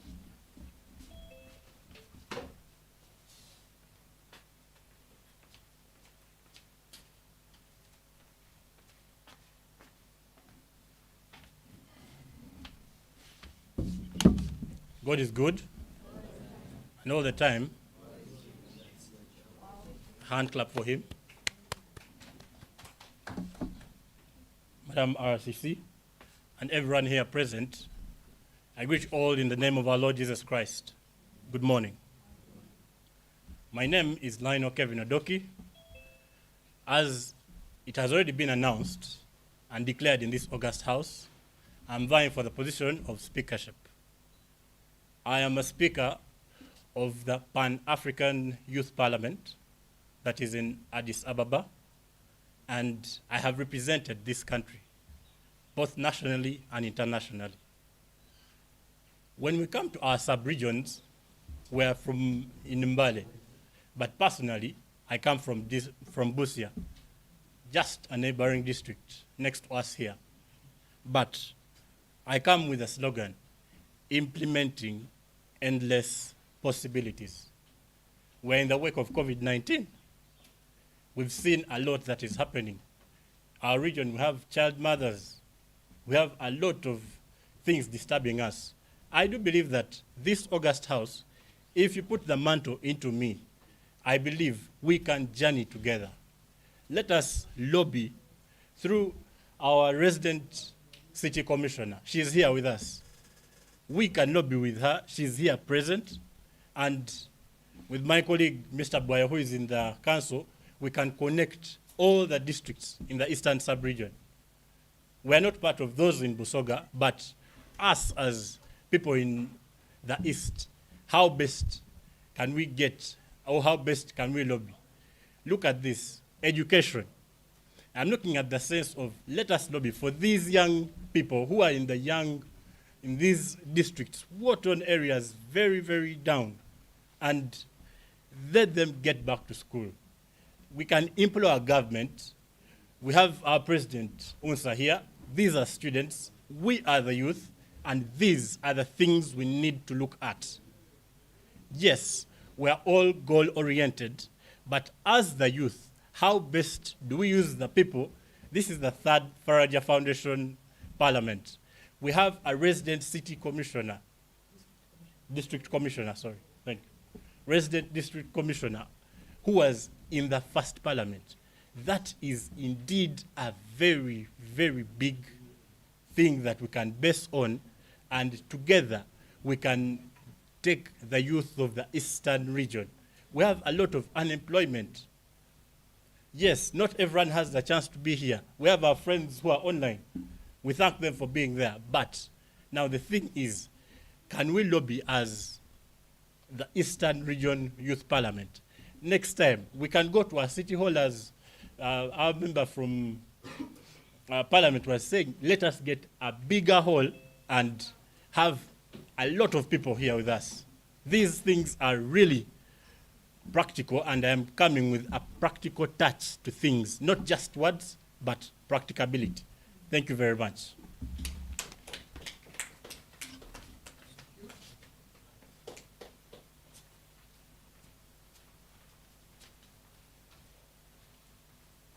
Thank you very much. I hope you've been convinced to vote capacity and not, maybe this one is my friend, maybe he looks nice. I don't expect such things. Yeah? Madam RDC, this parliament, youth parliament, or the whole project would not have been possible without our partners. This particular one has been co-supported by the European Union and the German government, Parliament of Uganda, our very never-ending friends. We also have Center for Policy Analysis. They are the brains behind Parliament Watch. Parliament Watch is also a program, but this program brings Parliament to the people. So for them, they give the people, the proceedings, what is happening in Parliament. Now we are going to vote, and my clerk, the clerks to Parliament are appointed, they're not voted, so there's no other election. He's going to hand you a paper where you're going to write the name of your preferred candidate. If you're seated where you feel like the candidate will see you writing, you can move. And this exercise should take, you have a question? Yeah. Yes.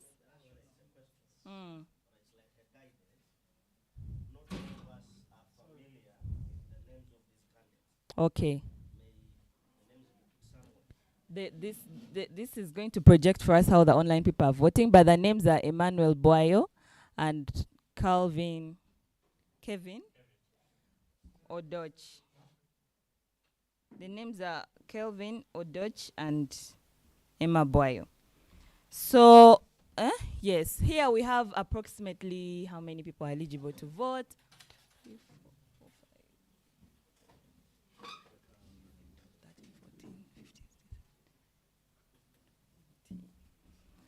20. Oh, okay, plus the one who has entered 21. Yusuf, I don't know if you're voting. Are you voting? Okay. So Yusuf is not voting. 22 plus the honorables, the ex.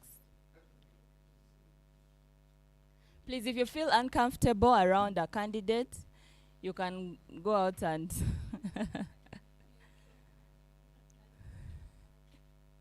vote. 50. The eligible voters are about, they keep adding. 55 eligible voters are with us on Zoom, and the poll is going to be launched. Yes? Sorry? Is he with us? Is he a honorable or a technical team? Is he Miss?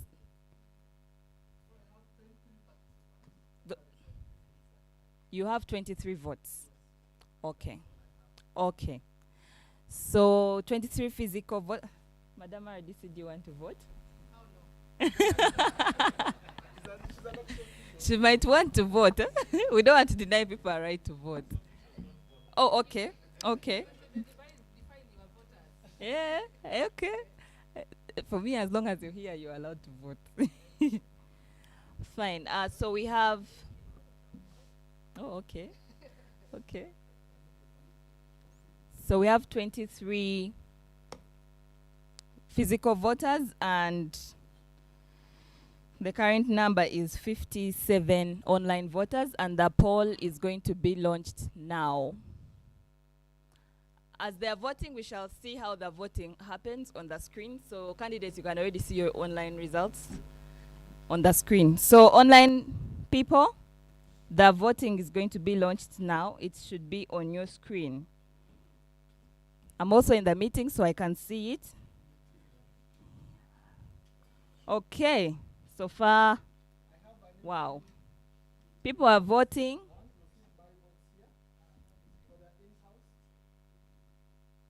Please, there should be 23.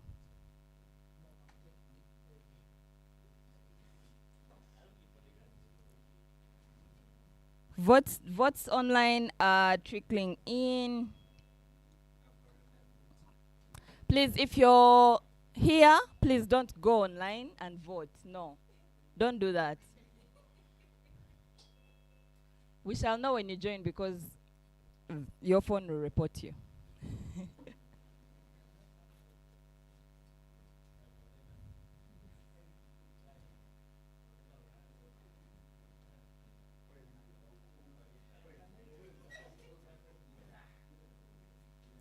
So if you have forgotten the candidate's name, it's also on the screen.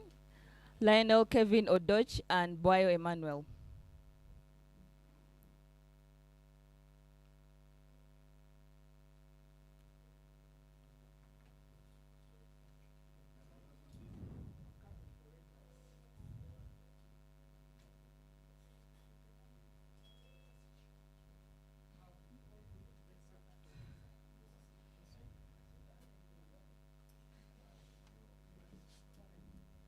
Has everybody put? You can put here, then you count.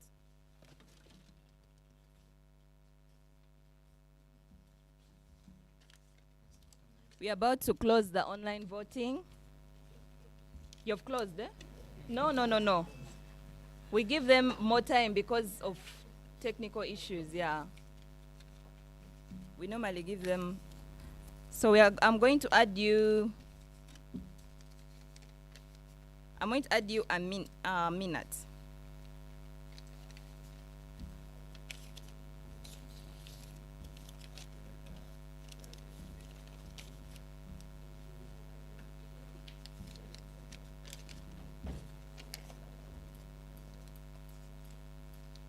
You have 45 seconds, online participants.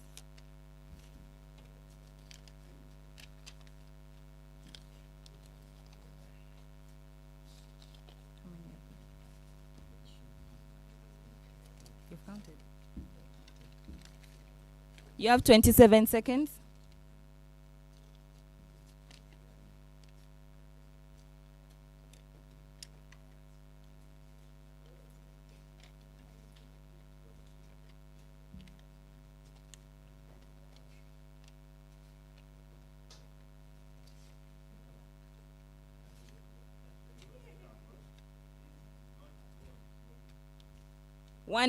One second, sorry. Time up for online, please.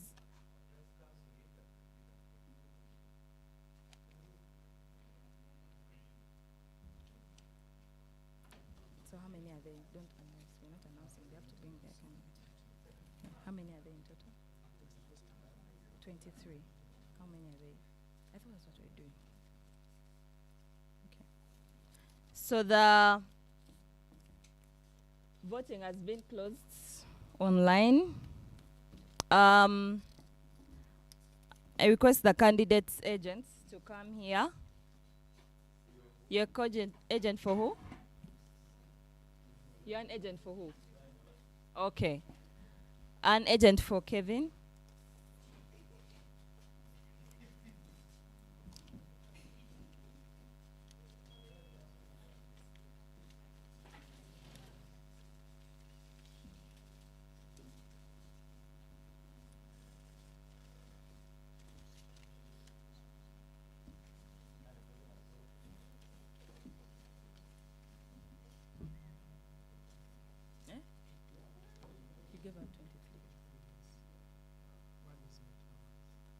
So we have a problem. We gave out 23 papers and we have 24. It's not okay. It's not. No, we count. He counted. No, he was I the last counted person the to receive. 23, the ones I gave out.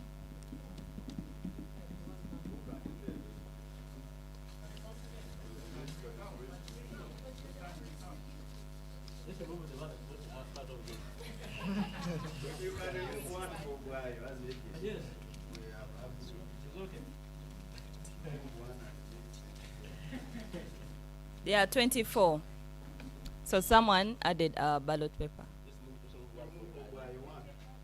How do we remove somebody's vote?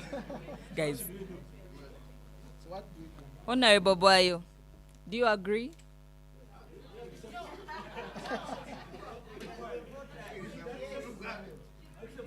Please know that that one might be your reason.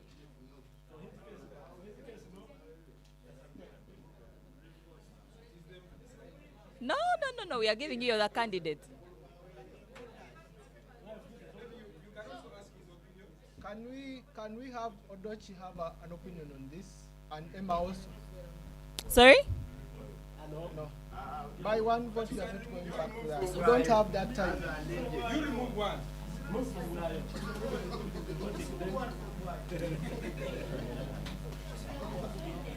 Let's have the parliament guide, national parliament guide. Give him a microphone. Honorable members, please, let's listen to parliament guidance. It is mine. We voted from this room. You still have the voters here. Can you count those voters again? Once they are 23, you vote again. But if they are 24, then you can move to the next step, because the people who voted are here. Okay.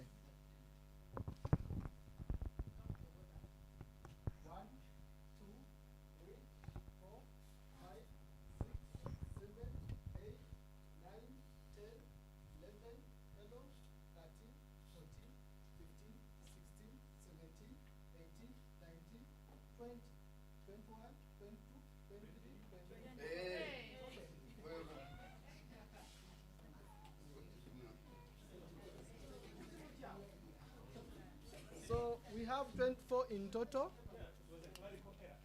And Okay. You're for line now, yeah? Okay, Kevin.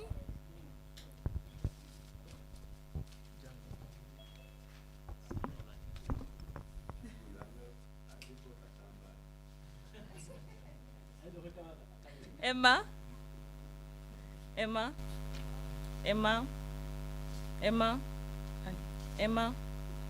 Emma. Kevin. Kevin. Odoch. Odoch. Odoch.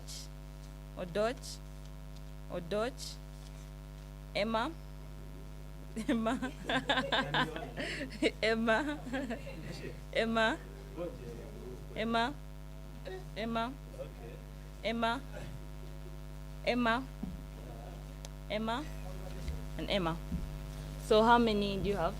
1, 2, 3, 4, 5, 6, 7, 8, 9, 10,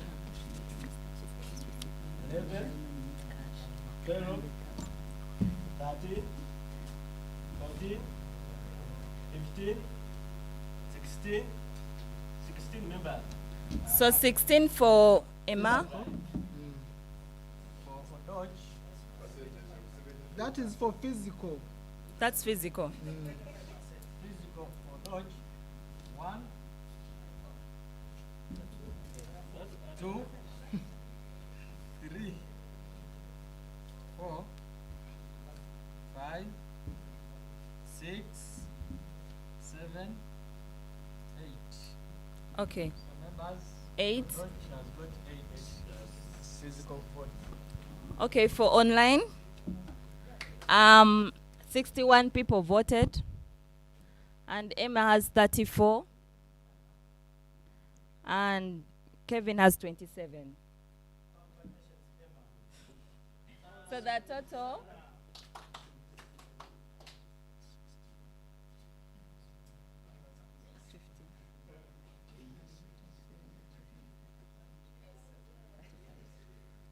So Kevin has 35 votes and Emma has 50 votes. Thank you very much. The power invested in me by myself. I pronounce Emmanuel Bayo as the winner.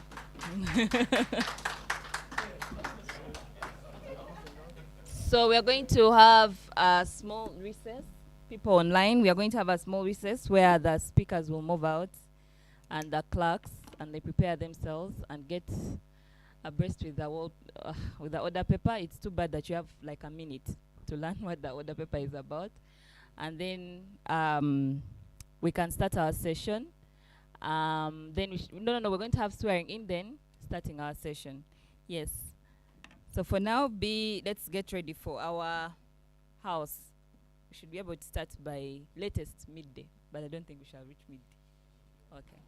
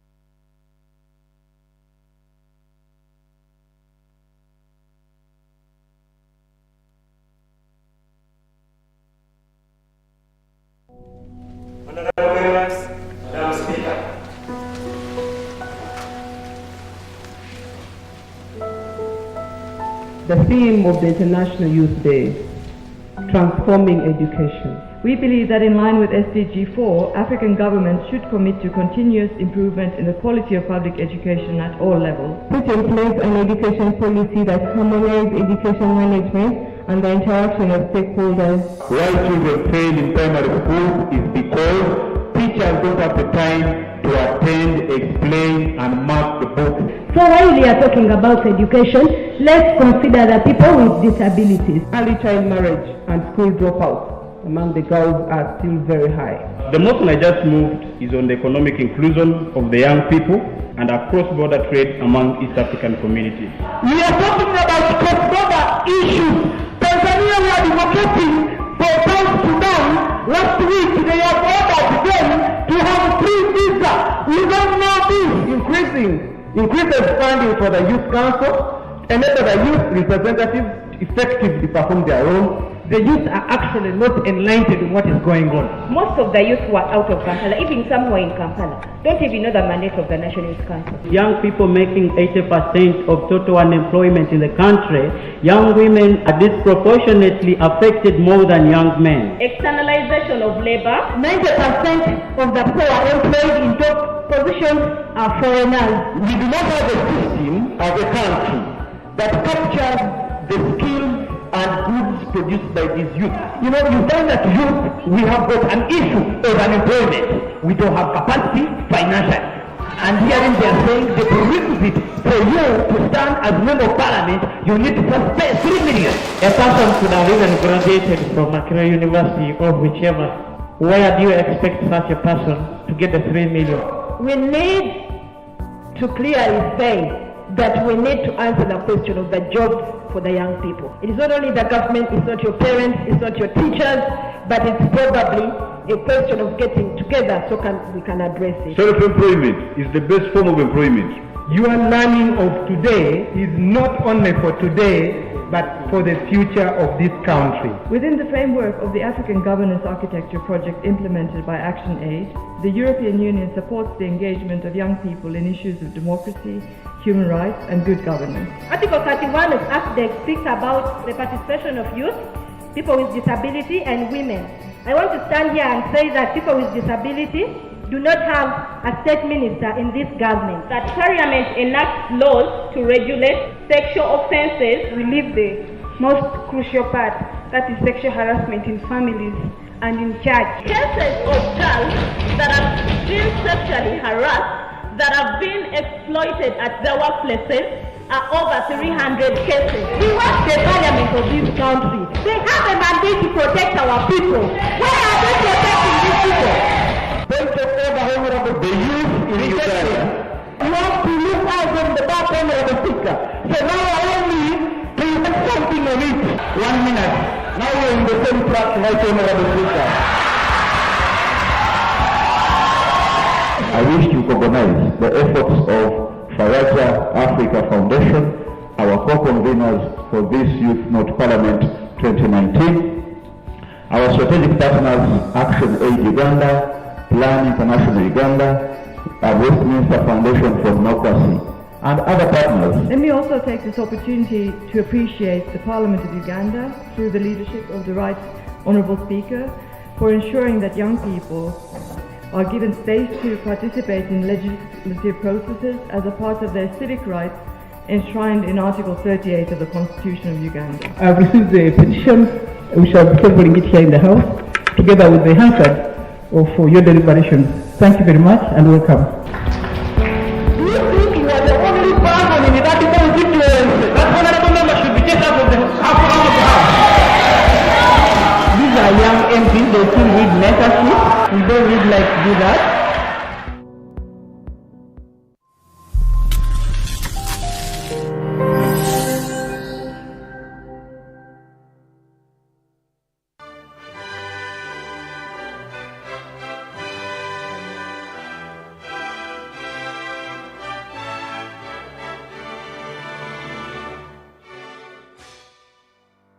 We take the singular honor to welcome you and thank you for gracing this important National Youth Parliament, a parliament that brings young people from across the country to discuss important issues, legislative issues that affect them.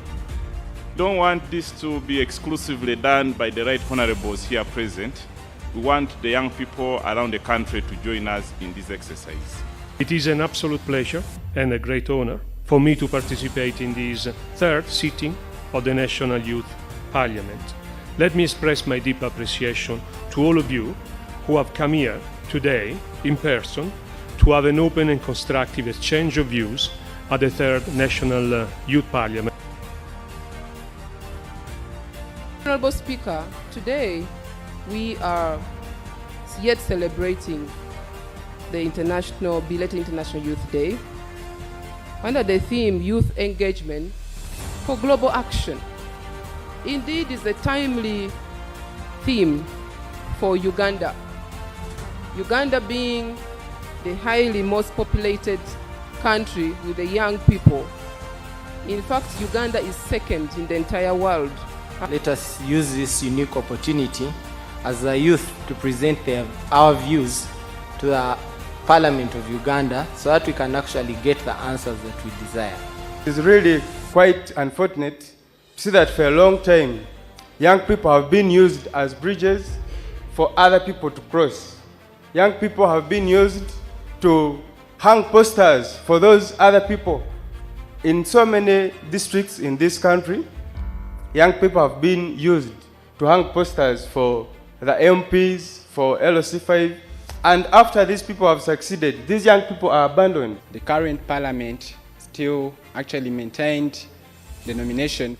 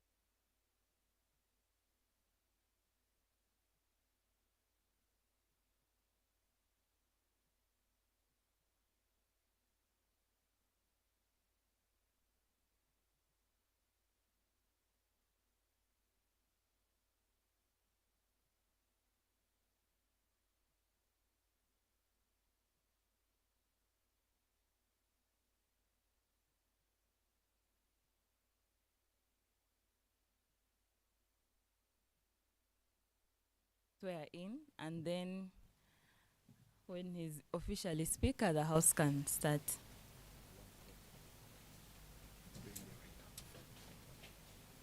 Oh, sorry, forgot.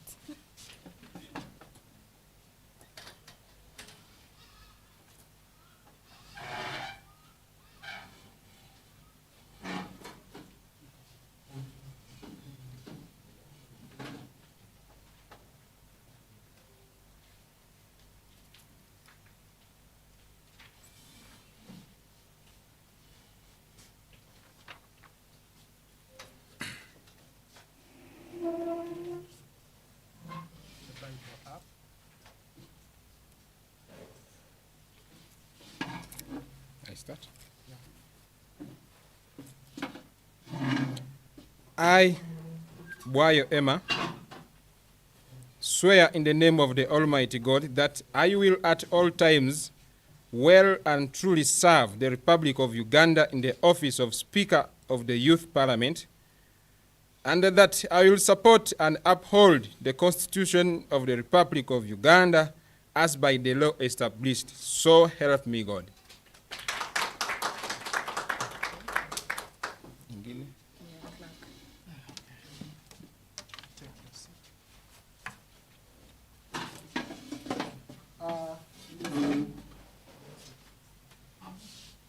We are going in for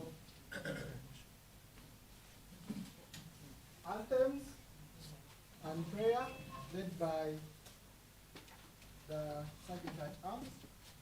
Step to the forward.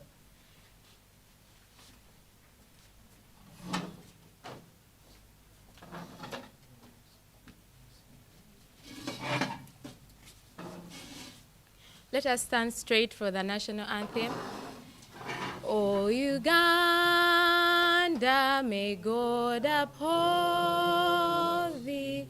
We lay our future in thy hands. United, free, for liberty, together we'll always stand. So now let's humble ourselves for a prayer. Lord, once again, we come before you, laying our humble petitions before you as members of this August House. We want to thank you, Lord, for the speaker that has been elected and for everybody in their responsible positions.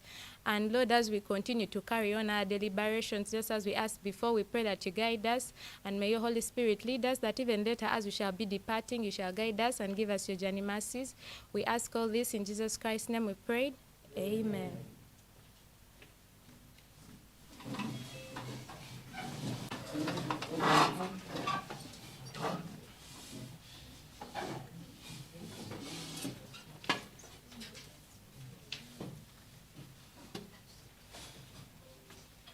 Next on the agenda.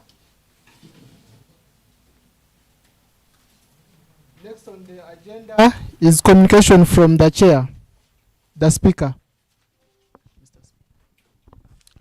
Thank you, Clerk. Right, honorable members, I want to welcome you from that hot session. And first of all, I want to thank you very much for entrusting me to steer this house. I want to inform you that we are going to do this together.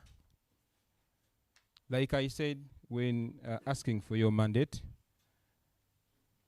let's have resolutions which are bold, resolutions which affect the young people outside there.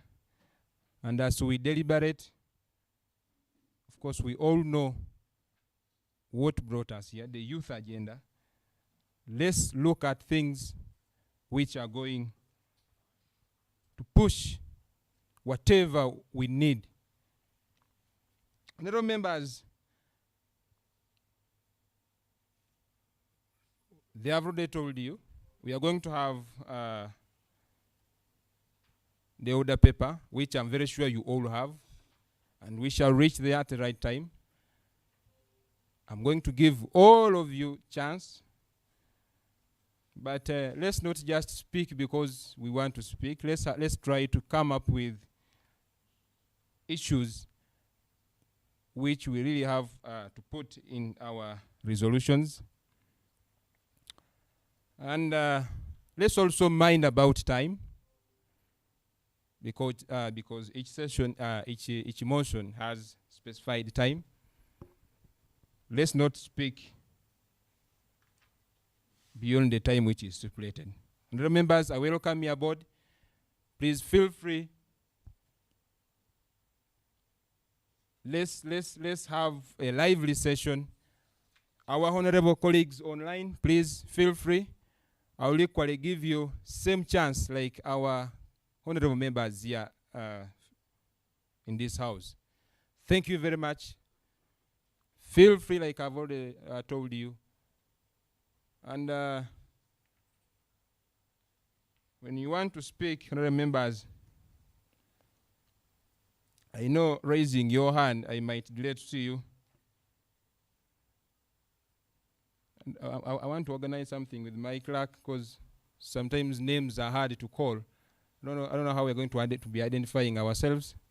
That's something I'm going to discuss with my clerk. Otherwise, thank you very much. I welcome you aboard. Let's the house start. Thank you. Thank you. Next item on the agenda, laying of papers, and the first motion we are going to be hearing from the honorable from Namisindwa, the honorable woman MP Namisindwa.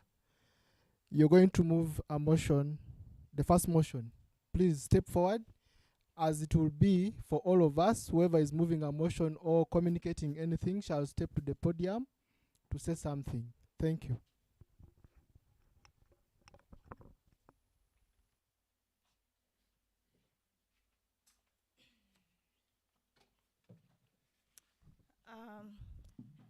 Honorable Speaker, the protocol observed, Nasike Uzula, a representative from Namisindwa district, going to take you through the first motion,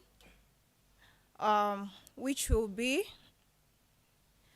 motion on for a resolution of Parliament urging government to address issues of youth unemployment through skilling. I beg to continue. The government of Uganda today is facing a huge challenge of unemployment among young people. The rate of unemployment in Uganda is expected to be at 2.50% by the end of 2021, with a majority of these being young people. According to the Uganda Bureau of Statistics, the UBOS 2018 report, unemployment among youth in Uganda stands between 64% and 70%, and many youths in Uganda engage in jobs which they do not desire, but they have no options. The formal education system in Uganda is tailor-made to develop the young person for white-collar jobs and focuses more on the theoretical aspects, and this has let the majority of the young people attain theoretical knowledge and grossly lack the much-needed skills, knowledge to create jobs.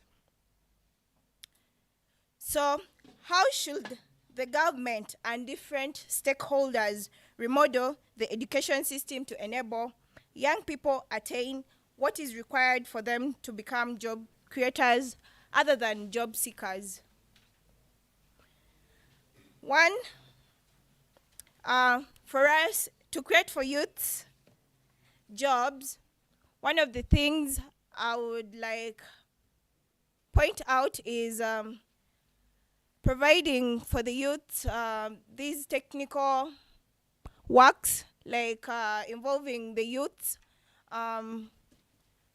in the tailoring sectors, hairdressing for the girls. I know also men do also the hairdressing, mechanics, and the rest. I'll also need your opinions as honorable members of Parliament.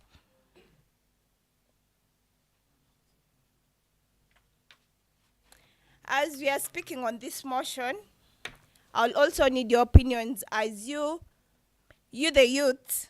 How should the government and different stakeholders remodel the education system to enable with the youths to attain what is required for us to become job creators other than we seeking jobs from people?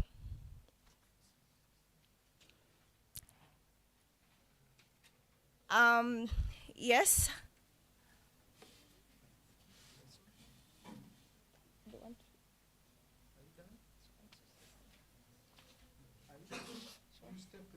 If you're going to speak.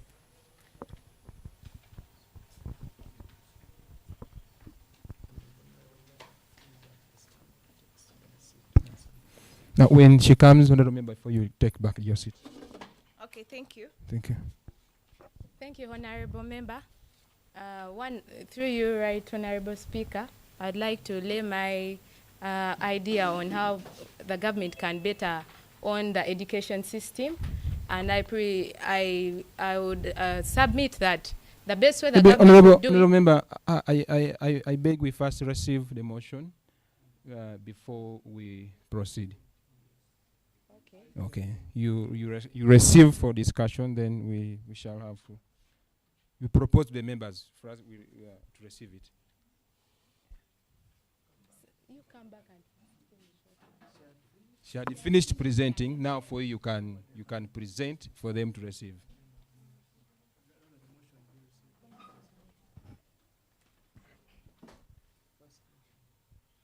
Honorable members, I, Vicky Namugobe, Female Youth Secretary for Sironko District, propose to this House the motion on for a resolution of Parliament urging government to address issues of youth unemployment through skilling.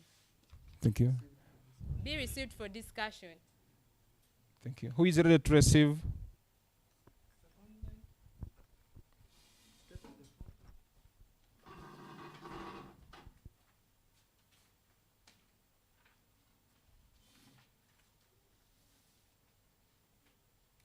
Protocol observed. Honorable Nafuna Doreen, the Female Youth Councillor, Northern City Division. I do receive the motion tabled. Thank you. Thank you. Second secondment. Yes, Mwana Misindwa.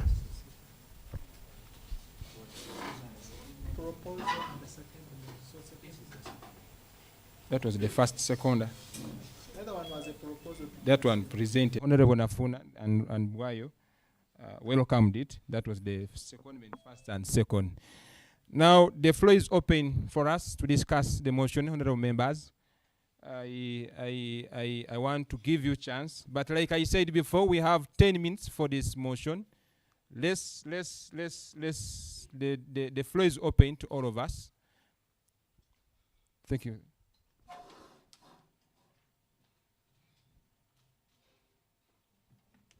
Thank you, Right Honorable Speaker, and the honorable members of Parliament from various constituencies. My name is Welunga Yusuf, representative from Uganda National Students Association, UNSA. I serve there as the president. I thank honorable member for this motion.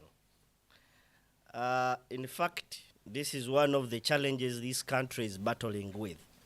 And that's why the government has tried whatever it can to work out this problem, but a lot needs to be done. What should the government do to eradicate unemployment in our country? Right Honorable Speaker, I do come up with some of the views I think the government should put into consideration to do with unemployment amongst ourselves with the youth. One, it's the high time for the government to take a robust decision to adjust, modify the syllabus we have in this country. The syllabus we have, Right Honorable Speaker, from nursery up to university, they teach us to be job seekers. They teach us to speak good English, good Chinese, good French. They even teach us to appreciate the Western culture as opposed to African culture. In a short, the syllabus we have in this country, they do not empower us to become job creators because there are attachments to that. So that's why I said it's the high time the government take a very robust decision.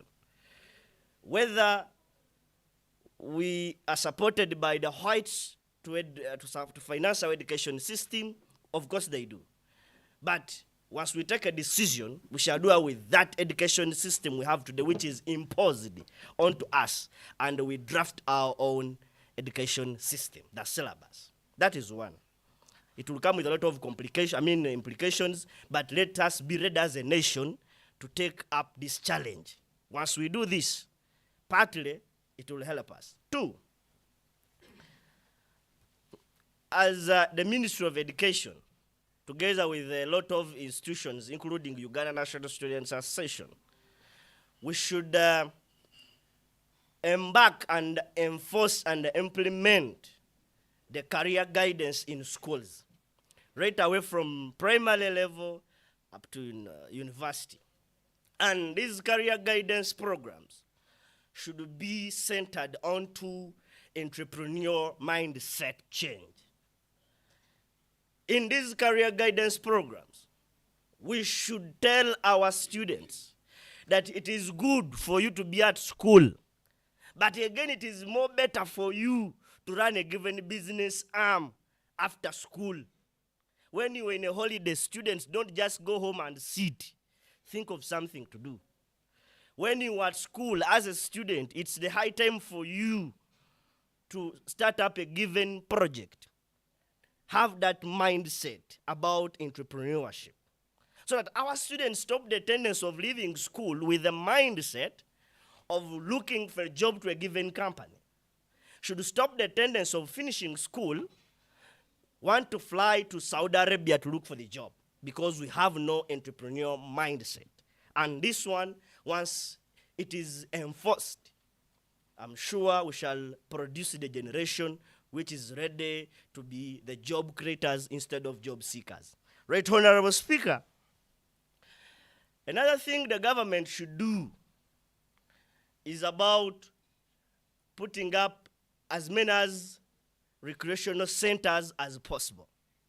And these recreation centers, Right Honorable Speaker, they should be utilized to their best. We should now identify whoever is talented in a given talent, and we support them. We put them in these recreational centers. We bring the experts to train these people so that they benefit from their talents. It's not necessarily that for you to be rich, you must go to school. I'm not saying we shouldn't go to school, but we have rich people who even never went to school. And you see those who went to school running to them. So the government, through these recreation centers, must have that in mind, that it's the high time to go to the grassroots. And we identify the talented people as young as they may be. We support them through that channel. Tomorrow we shall have Manchester United in Uganda, if that is done. Tomorrow we shall have Mike Tyson's in this country. Let us not support people because they have moved on their own, they reach a national level, they go and then the government comes out and says, we are happy. Right, Honorable Speaker, it's the time. As I summarize, lastly, Right Honorable Speaker, this government, through the parliament, we've seen a number of parliamentarians flying out. You've been flying to go for benchmarking. But I even ask myself, what do these MPs really do when we go outside that we've gone for benchmarking? We still suffer the same problems. So I think, Right Honorable Speaker, the issue of benchmarking is really needed. So the members of parliament, we should be also honest, and every Ugandan should be honest. We benchmark from the then poor countries, how they did to move away from the poverty they were in to where they are today. China should be a very good country for us as Uganda. Through the government, we should benchmark from. Malaysia, as a country, we should benchmark from. How did they do? What did they do? Which programs did they put in place to come up with all what they have today? So, Right Honorable Speaker, with those few views, I believe if the government takes these into consideration, partly we may do away with the element of unemployment, which is killing many the youth in this country. Thank you, Right Honorable Speaker. I remain Welunga Yusuf, a representative from Uganda National Students Association. Thank you, Honorable Member. Thank you, Honorable Member. I still welcome our members online. Thank you very much, the Honorable members online. At a specified time, I also give the chance to join us. For interest of time, I'll have two more physical members to contribute on the motion. Then I will have one online for us to close this motion and move to the next item on the order paper. Thank you, Honorable. You can have chance.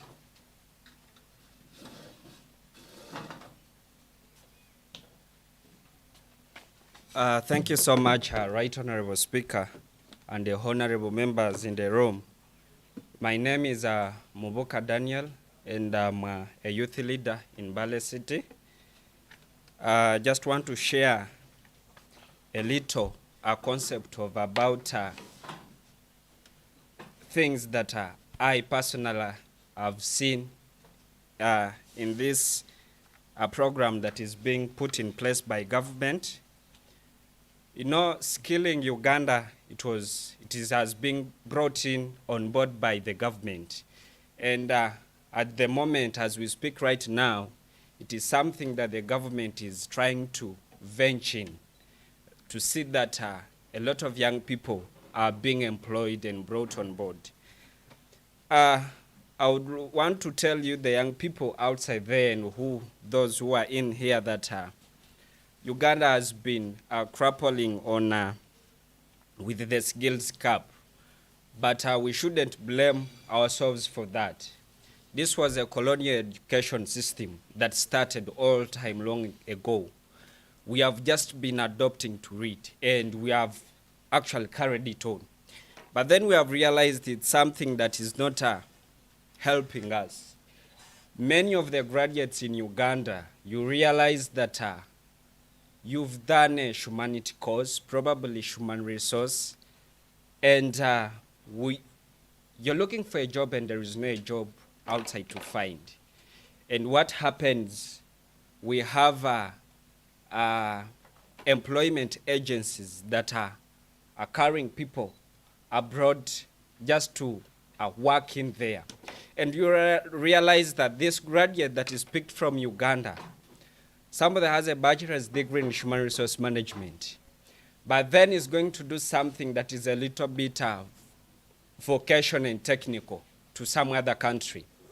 And I think, and why is that moving away from our country, is that we are underlooking at this component of a vocational skill, that I'm imploring that the young youths in the country, it is high time that we deviate our mindset to that. How should the government and other stakeholders emphasize that this program can be effective? One, in my own opinion, I would want to say that since it's starting, it has been there, but not as effective as a theoretical part of education.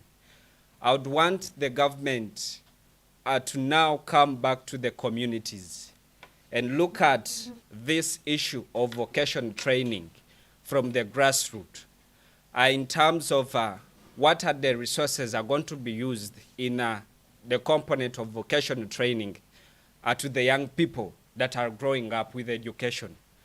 I want to tell the House that, Right Honorable Speaker, there are a lot of organizations that have come on board specifically to, actually they come with an objective of touching some specific groups of people, like women and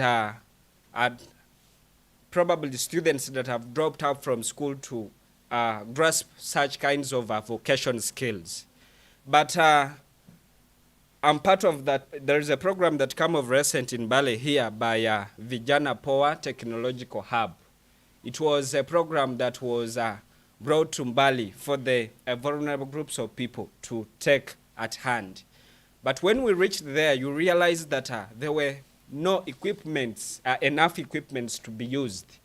And there were a lot of numbers that were enrolled, but just that such an institution lacked an equipment to carry on that population that was available. Then it was now a gap to the community. A few of us that attained a skill from there, we are now so proud that at least I personally can do myself, for myself something. I'm looking at if government can come back and now look at its vocational institutions and check through what does this vocational institution lack in making its program effective back in the country. I think it can work. The last point I want to talk about, Right Honorable Speaker, since the motion is all about the government and the stakeholders. As I'm summarizing, Right Honorable Speaker, I want to talk about one stakeholder, and that is a parent of this young child growing up to come through the education system in Uganda. I think they stand as the primary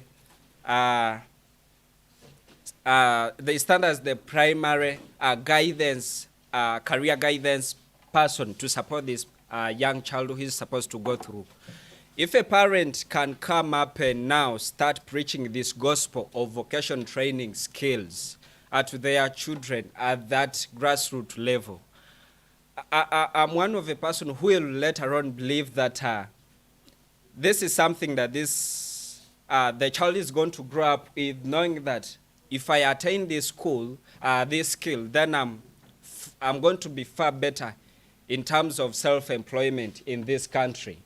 So it is all about, we are now dealing with mindset change, as the former Right Honorable Speaker portrayed out here. A lot of young people in the community are looking at these vocational skills as something of that they shouldn't carry along with them. But as I said, we shouldn't now blame ourselves, but we should now blame the colonial education system that existed. So if we try to just deviate our mindset from saying vocational skills are for the underlived, then that's how we are going to live in poverty, and it will always remain in lamentation. I beg to submit, Right Honorable Speaker. I remain Mubuka Daniel, youth leader in Mbale City. Thank you so much. Thank you very much. Yes, Honorable Mbale, and I want you to be the very last one. But before Honorable Mbale City, I want to inform our honorable members online that please, I gave you a single slot, and anyone willing to speak, please, you raise your hand. Our technical team will give you a chance, and you'll have to air out what you have to say on the topic. I want to also remind our honorable colleagues here that please, when you get a chance, utilize your 2 minutes very well, because we don't want again to cheat on the next motion. Okay, let's have one person online before we come to Honorable Mbale. Thank you. Yes, Ashraf?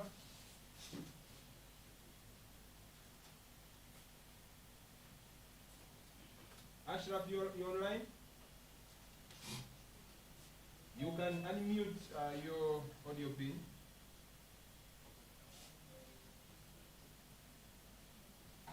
Okay, seems Ashraf is busy. Let's get Douglas Wadada.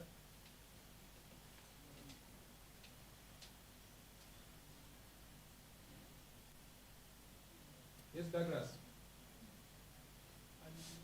You can unmute.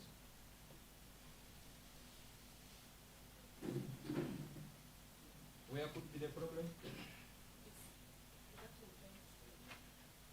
But he's muted. He's muted.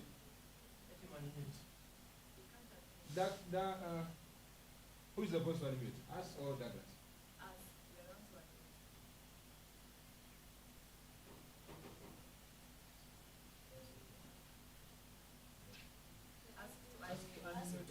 Second.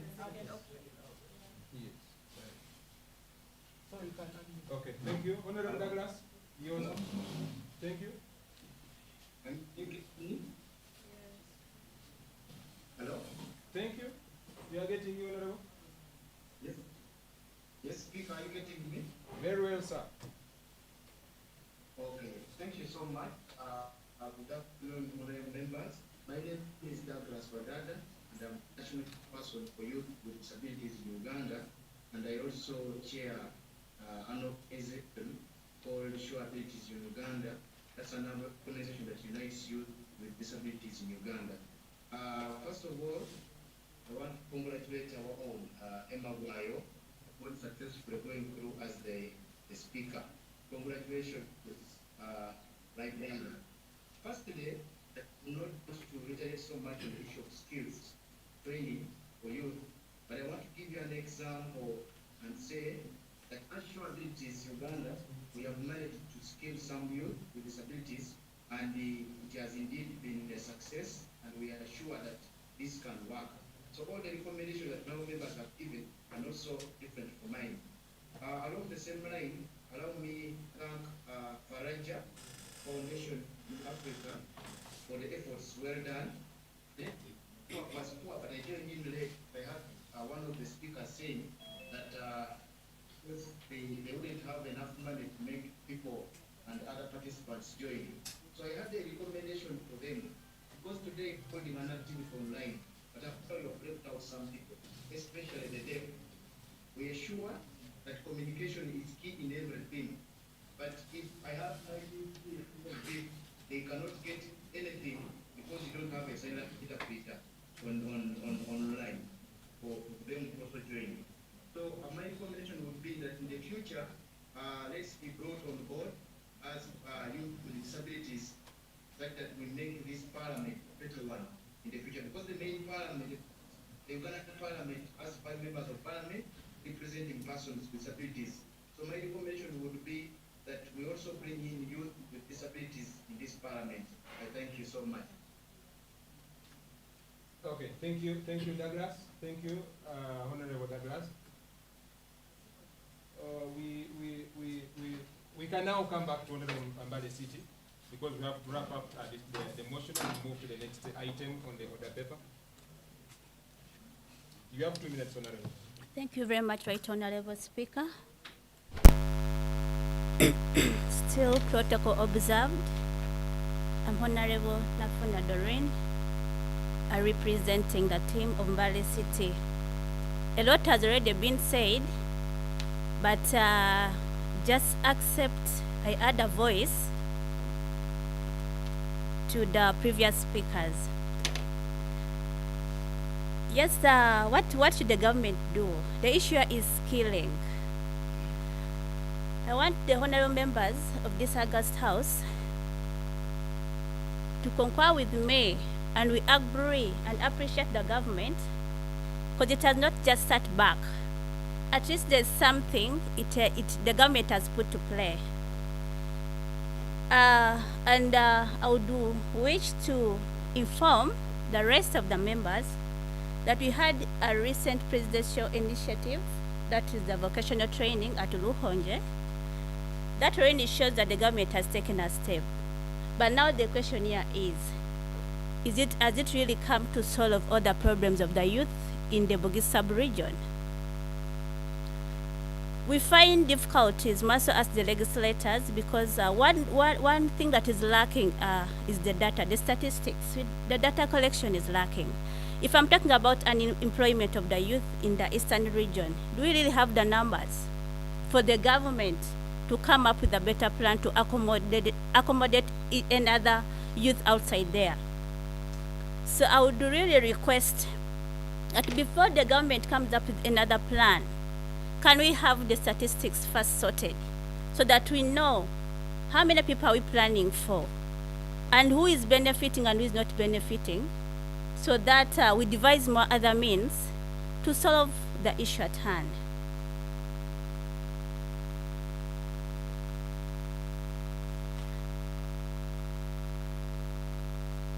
And other youth, of course, we would recommend, can we do the entrepreneurial bit of it? That is okay.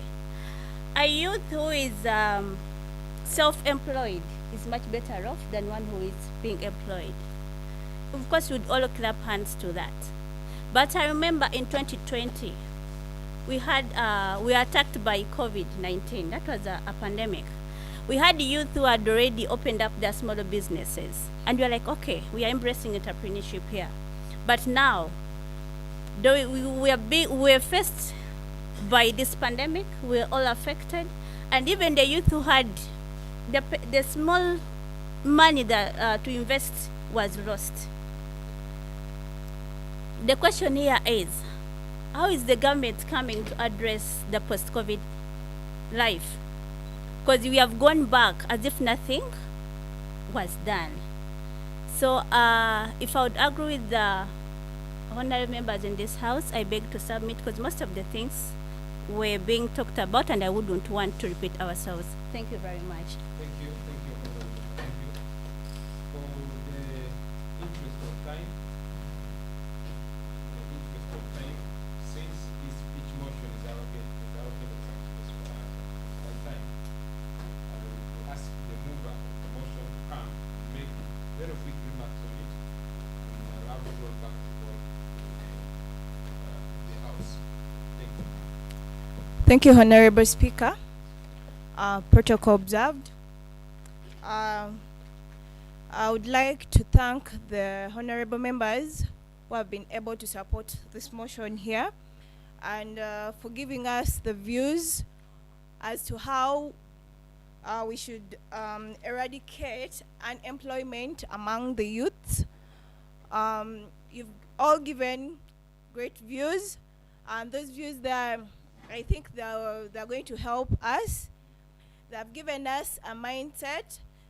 They've given us a position where to start from as we youths to eradicate unemployment among ourselves. I'll not talk much. Thank you very much for supporting the motion. Thank you.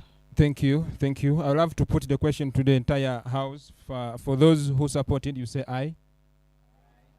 Thank you. The ayes have it.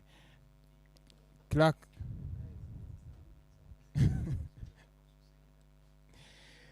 Clerk, next on the order paper.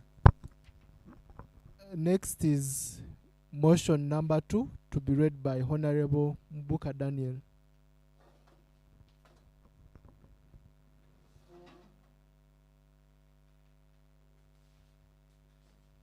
Thank you, Right Honorable Speaker. Once again, my name is Mbale Daniel, a youth leader from Mbale City, and I'm here to move a motion for a resolution of Parliament urging government to ring fence 30% of funds under the parish development model to the youth. I also want to tell you that the parish development model is an opportunity that young people can leverage on.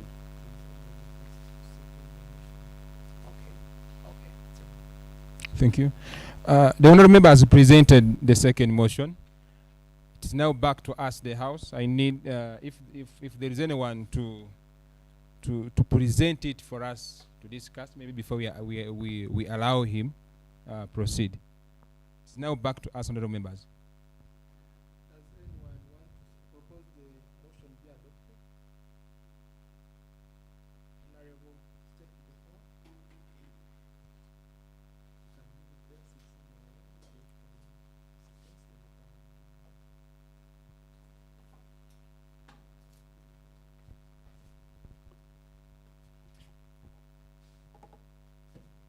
My name is Lionel Kevin Adoki. As earlier mentioned, I propose to this August House that the second motion on the resolution of Parliament urging government to ring-fence 30% of funds under the parish development model to the youth to be adopted. Thank you. We need some two honourable members to second the proposal, and we'll be back to us for discussion.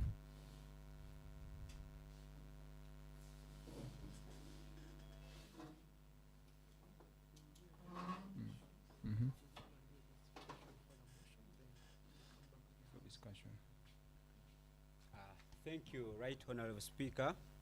Richard Makwas is my name, and I second the second motion, that is Parliament urging government to reinforce 30% of funds under parish development model to the youth. Thank you. Thank you. Yes, Honorable Man Mbale.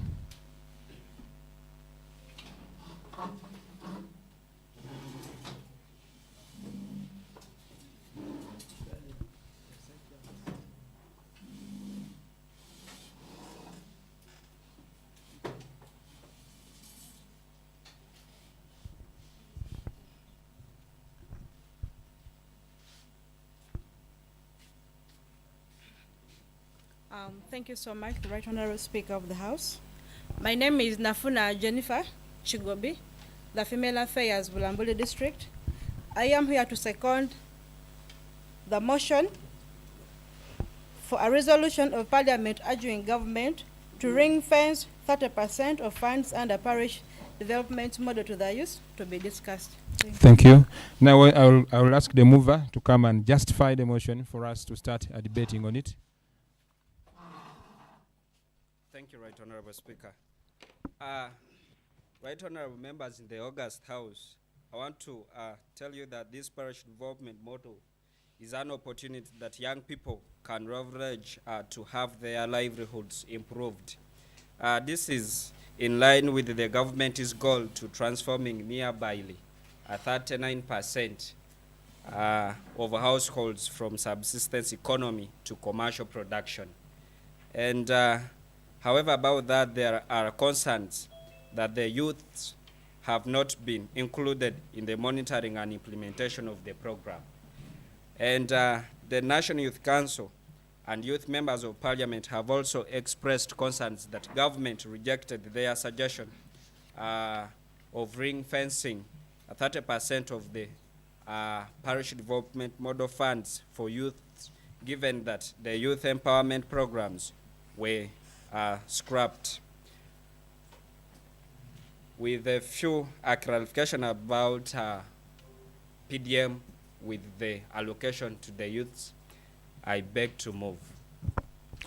Thank you. Honorable members, the motion is now back to us for discussion. And like I said before, each motion will have 10 minutes. Let's utilize the 10 minutes. Let's bring out the issues which we think should be adopted. But I will have 4 physical honorable colleagues here to come and give your views. Then our two honorable members on the online audience will also get a chance to contribute on this very motion. The floor is open for us to start brainstorming on the second motion. Thank you. Yes, Honorable Namisindwa.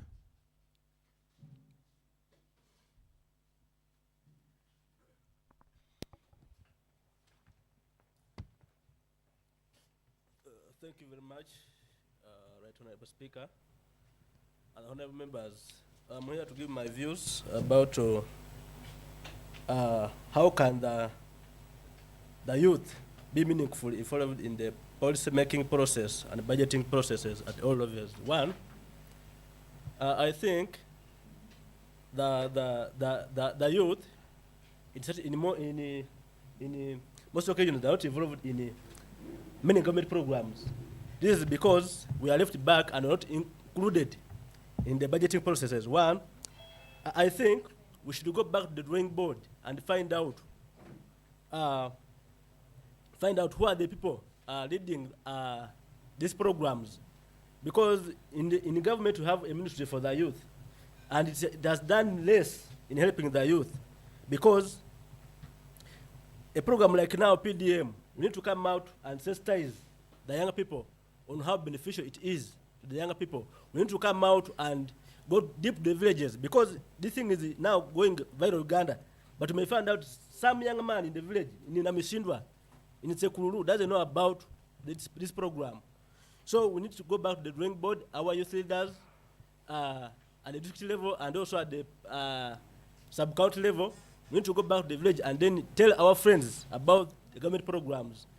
Because now, you might find out that even I was part of this in Mbale here, but you find out when they called for trainings, most of the youth were not involved in the meetings for trainings. Most of us were left out, and yet we are also leaders. So this is done from the top, because when you find out from some leaders, they will tell you that for us, for us youth, you are so ambitious. So because you have so many ambitions, some people think that maybe we don't know what to do, because we tell them, if you come with an idea and say maybe I want to start this or the other one, someone might think maybe it is you want to come out and do something that is not right. So me, I urge the government to include the leaders, the youth leaders, councillors, the chairpersons of the districts, to make sure that they also lobby for their people, for the electorates, people who elected them. So I beg to submit my views. Thank you, Honorable Member. Yes, Honorable Member Soronko.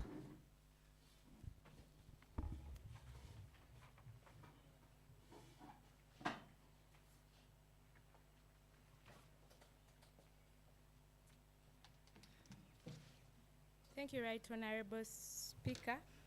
Members of this August House, I greet you all. I am called Vicky Namugobe, woman MP for Sironko District. So I am here to deliberate on how the youth can be meaningfully involved in policy making processes and budgeting processes at all levels. I would like to first submit and let us know that for the policy making processes to take place, that means a youth or an individual has to have participated into a political situation or a political sphere so that you can be able to have space.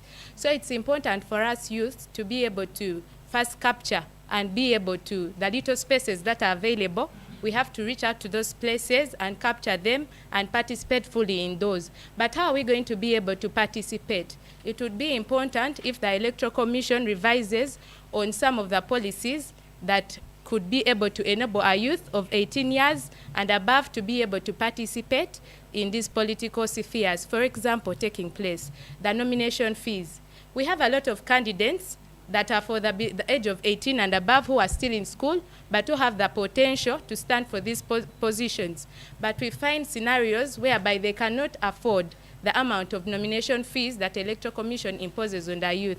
So this is a hindrance for them to participate in politics. So therefore, honorable members, I would like you to support me on the fact that we urge the government to adjust on a nomination fees to be able to enable every youth to be able to participate in policy decisions and in policy formulation and budgeting processes at all levels. The second submission of that I have is on the issue of funding of the youth structures. We find that one of the bodies, corporate bodies, that has been mandated with the powers to cover up the youth is the National Youth Council. And the National Youth Council has structures starting from the village to the district and later to the national level where we have the National Executive Committee. But we find that the body of empowerment funding is mostly concentrating probably on the national level. We find the district level where people are more connected on ground are underfunded. And yet you have a mandate to do the monitoring. You have a mandate to reach out into these other committees of the district and get hard or air out your views as the district. But you find that the structures from village, there is no funding. So how do you expect a youth to participate in the budgeting processes when a youth is underfunded to run the monitoring activities of a district? Therefore, honorable members, I propose that we pass on and urge our government to increase the funding of the youth structures starting from the village to the national level without any discrimination. My third point is the underrepresentation of the youth in the parliament. With the youth, we have an advantage because we are the majority in this nation. And we are innovative and we have everything that takes. And it is said that a nation that invests in the youth is a nation that is sure of its prosperity and its future. Therefore, we find that in the youth representation, that is the members of parliament in Uganda, we only have 5 youth MPs that are supposed to struggle and air out their views amid its 100 and something MPs. So it is very difficult. Our youth are underrepresented and are suffocated in the places of parliament. Therefore, I would request and urge the government that instead of 5, how about we increase the youth participation? How about we cut up the constituencies of the youth into sub-regions so that we have majority participation and majority people who are interested into the youth structures, and that would be the right way to go. And lastly, you find that the decision makers of the youth policies and budgets of the budget processes, for example, the Ministry of Gender and Labor is supposed to be represented by our youth. We have youth. With our youth, we know what we want. There is nothing for us without us.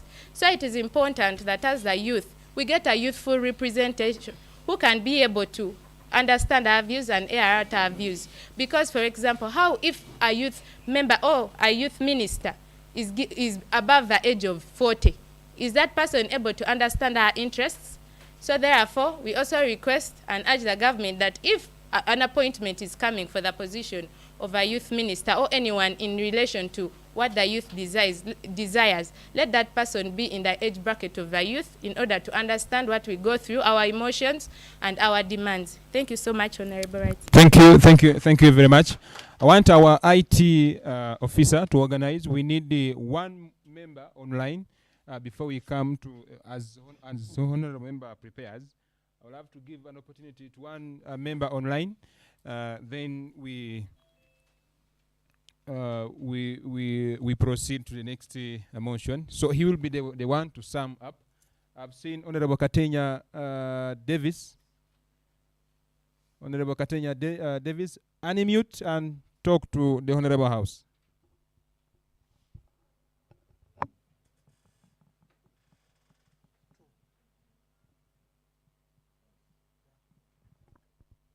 Yes, Honorable Katenya. Thank you.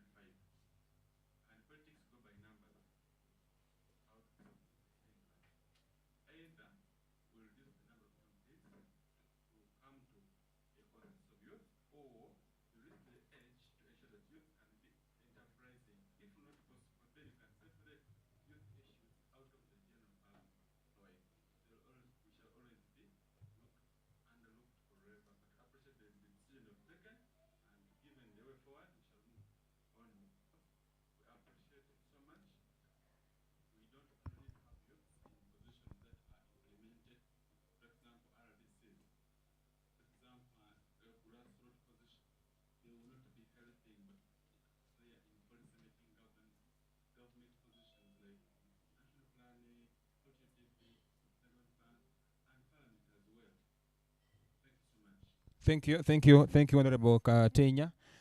Thank you for contributing. I know there are so many other honorable members online who would wish to contribute, but for the interest of time, I want to come back and in-house. I want the honorable member to come and give us his views. Then from there, we'll have to ask the mover to come and give some remarks. The rest will have to come back to us. Thank you, honorable member. Thank you, Right Honorable Speaker. My name is Wanasuya Mustafa, a representative from Mbale City. Mr. Speaker, sir, there are many times when my fellow honorables were saying something and I wished to object, but I wasn't guided on the procedure, so I resumed to silence, which is okay. On the previous motion? Yes, even on the current ones. On this very motion, I've noticed my fellow honorables stating that we are underrepresented, and I don't know if they have looked at current issues when it comes to resource mobilization of the entire country. We have a problem with the number of representatives in parliament. Okay, we are in parliament, but I don't like to speak statistics, but just like the late Honorable Speaker Olanya said, he prefers to speak people. Statistics are just made, but people are actually there. People have a problem with the number of representatives in parliament. Statistically, if I may borrow a leaf, the parish development model, allocates 17 million, isn't it? I beg to be guided in case I'm off on the figures per every parish. We shall get guidance. Yes, I beg to be guided. 100. Vicky, do you have clear information on the PDM allocation? On the amount, the actual per parish. Okay, it's 17 Like we've million. already. You look at a single individual parliamentarian salary, and it's actually a bigger thing. So you are looking at pushing someone to get more money than what actually over 200 people are getting in every what parish. Our problem is basically not representation, because we are not playing politics, we are serving people. I beg to be guided if we are not. I'll go straight to the motion. One, how, like the question that ended on the motion says, how can the youths be meaningfully involved in policy making process and budgeting process at all levels? Members, there is one important thing about education and learning. No one can take it away from you. Once you learn, you've already learned. Even if you pretend not to know, you already what? You already know. The government has done more harm than good in terms of availing information to the youths. And us as youths have failed to follow up on the relevant information that really perturbs us, and we end up opposing uninformedly. We are not informed in any way. We as youths, one of the ways we can be meaningful in budgeting, in the budgeting process and policy making, is one, by collecting and analyzing information. We need information. We need to inform ourselves. Well, everyone is asking the youths where our quality of excellence, quality output of that we are giving to the country, but then we don't have information on what is actually on ground. Mr. Speaker, if I may submit on this, is as you see the motions, I don't know whether we were not given enough time, but according to my knowledge, most of the members are not well informed about these motions. And I beg next time when we are to hold a sitting, we be availed these order papers, so that we do what Mr. Kasim had informed us, that to conduct research. The right honourable member is urging the organizers the next time you first send us the order paper. Yes, so that members come when they are equipped, they have the right information, so that we are not like on a burial ceremony. You know, many members are not informed about these issues.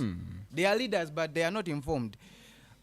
We lack information, and this is why most of us, me for example, my home village, I've never seen anyone training the youths on the parish development model. If you are lucky and you have received such training, you can raise your hand in this August house. You see, if you have seen any trainer on your village, so that shows that we are supposed to talk about some things, and we are supposed to benefit about from some things we don't even know. This information we collect and analyze.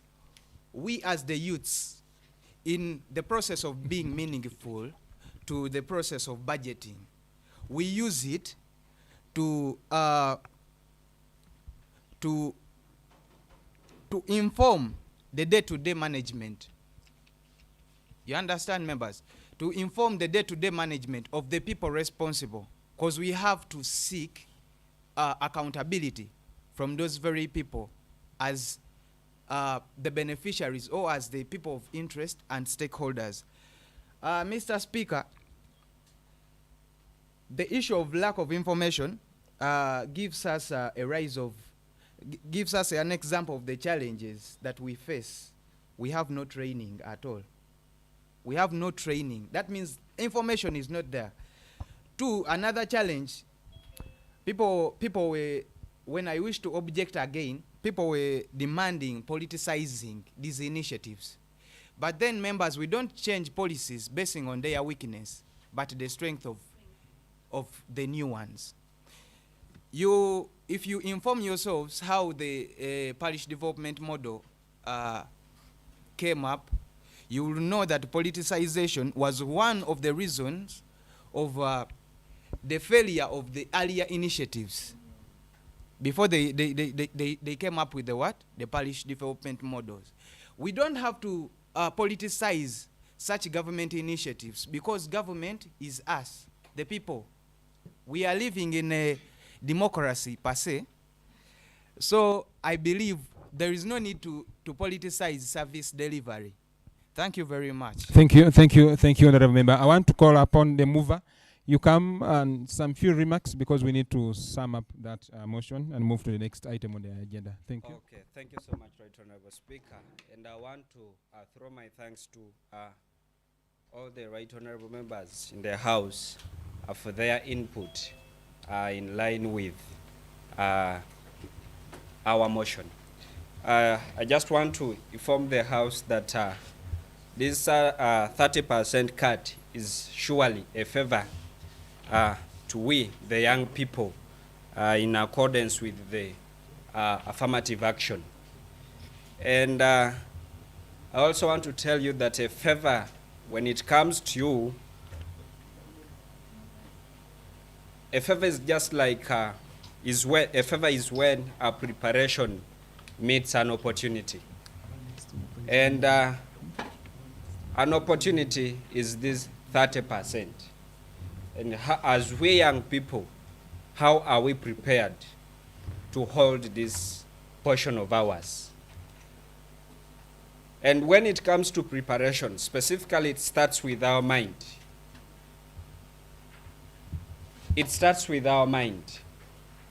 Do we have that open mind to receive this intervention that is being supported by government? You realize that my Right Honorable Member has just spoken about it, criticizing everything that is being put on ground. We tend to speak a lot of politics in some of the interventions that are surely being put across to help we as the government in the country. So preparation, it also starts with the mind. I was disturbed a week back when 40 million shillings were given to our members of parliament, representatives, to come and sensitize us. But some leaders came and were like, this is corruption and we shouldn't, those MPs shouldn't pick that money, which is very wrong. The government is trying to put this information back to us in the communities. And some leaders are saying we can't receive that money. And surely, whoever MP that refused to pick the money, are they represented in one way or the other? Not. So some interventions, we just need to sharpen our mindsets as youths. Just an open mindset to receive the information, analyze it, and put it in action. The other is when we talk about preparation to meet that opportunity, we also talk about information, as what Right Honorable Speaker, Right Honorable Members just spoken about. Most of the youths don't want to get information. Most of these programs have been put in place. Yoga was here, Youth Livelihood was here, but it was all a surprise to many of the youths in the country. But why? We don't have information about this. And who is supposed to give you information? You need to look for information. Do research, not the policy, not the cards, not everything that is put in accordance with your right, in accordance with what you are meant for. And with those few remarks, I want to thank you once again, the Right Honourable Members in Parliament. Thank you for your input that you put across in favor of the motion I moved. I beg to submit. Thank you so much, Right Honorable Speaker. Thank you, thank you. I will now come back to the floor. For those in favor of the motion, you say aye. Thank you. Clerk, next on the item. Next item on the order paper. Next item on the order paper is supposed to be read by the Honorable Betty Mutama online. I think they're working around seeing her through. Honorable Betty, it's your turn. You're the one to read us through this. You raise your hand so that the technical team can recognize you. There are many other participants online.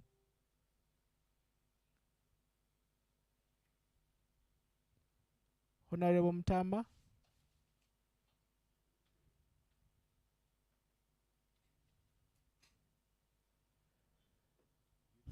Yeah, I've been talking to her on phone. Technology issues. I think Honorable Mutama has issues. She's on. Now you can unmute your microphone.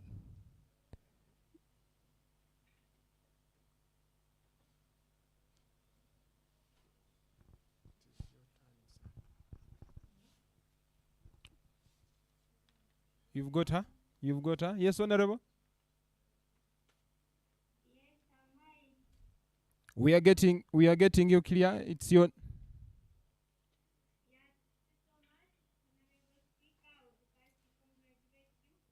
Thank you.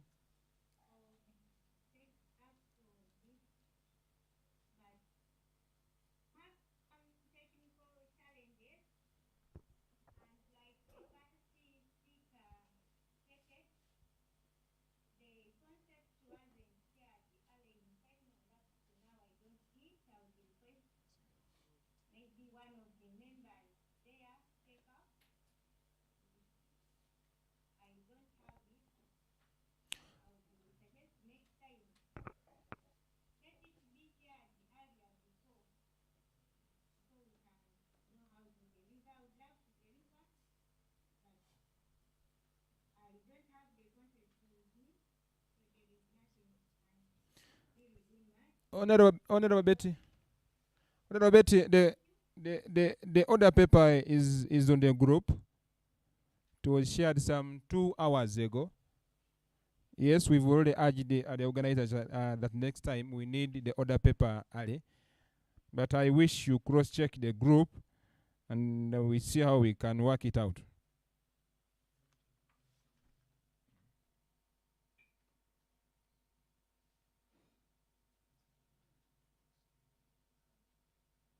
But still, we need somebody in the house to read for us the third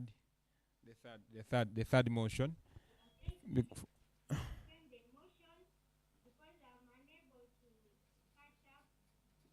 Okay. Okay. Thank you. Thank you. It is okay, Honorable Member. Thank you very much. But thank you for following us. I need one member in-house to help us and present the third motion for our the first was we can have Honorable Namisuna, yes. But the Namisuna already moved. The Namisuna already moved.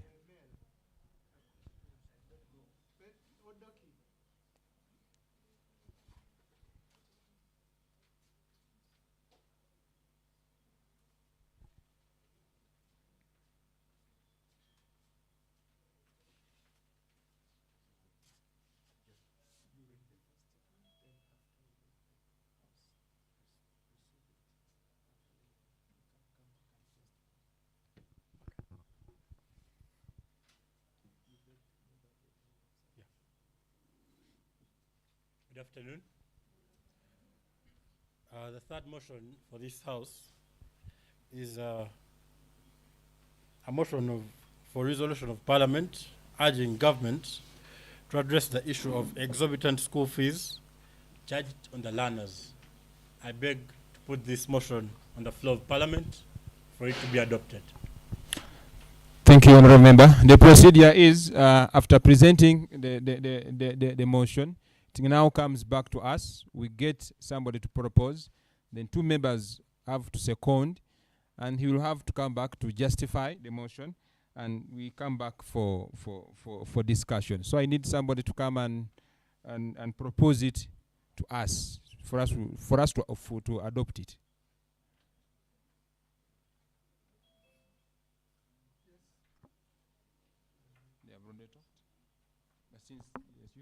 You can come. Thank you. You come. Honorable Bulambuli.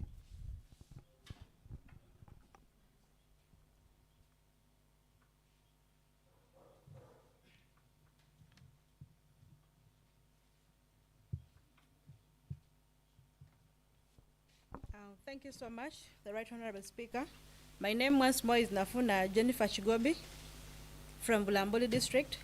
I am here to propose the motion for a resolution of Parliament urging government, motion 3, for resolution of Parliament urging government to address the issue of exorbitant school fees charged on learners to be discussed. Thank you. Yes, Honorable. You come in front.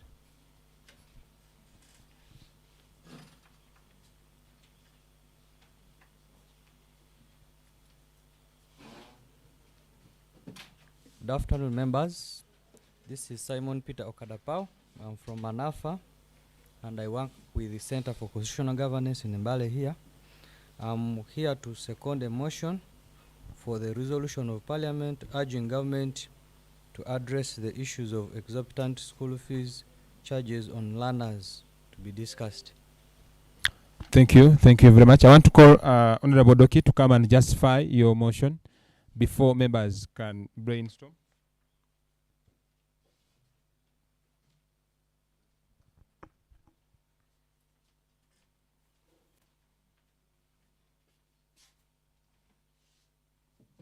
Thank you once again, Right Honorable Speaker. Honorable members, for long schools have been left to determine their own set of rules, including school fees, another set of rubrics, which have been normalized, even though they are rightly unacceptable. Many have argued that schools, like any other business, are in a free market economy and therefore are entitled to charge exorbitant fees and demand requirements that are really unreasonable. It is right time for government to intervene and fast-track a policy and standard for schools and also unreasonable school requirements, because school is now unaffordable, and yet we are singing about achieving the Sustainable Development Goal 4 on inclusiveness, quality, and equitable education for all.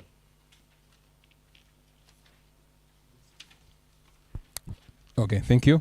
Honorable members, now the floor is open to us to discuss the motion presented by Honorable Odoki. And like we've been doing on the previous motions, we shall have 4 physical honorable members here to give their views.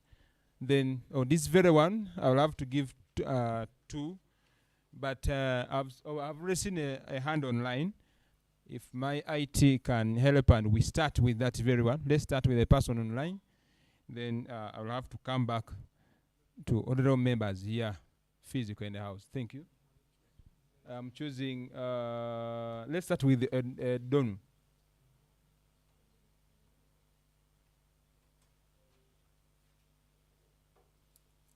Honorable Donu, you can also unmute. Start by unmuting. The floor is open.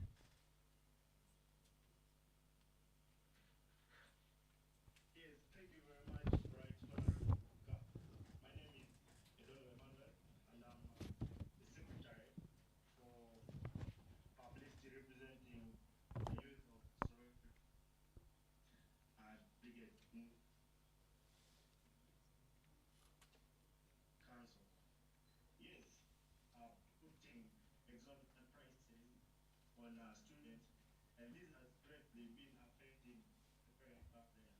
Well, I want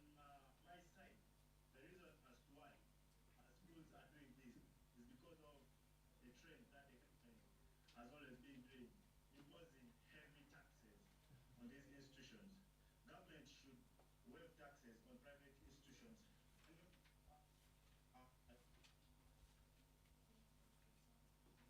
Your network.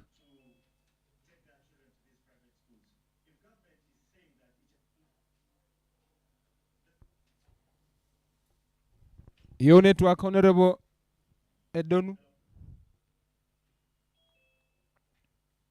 Your network, Honorable Edonu.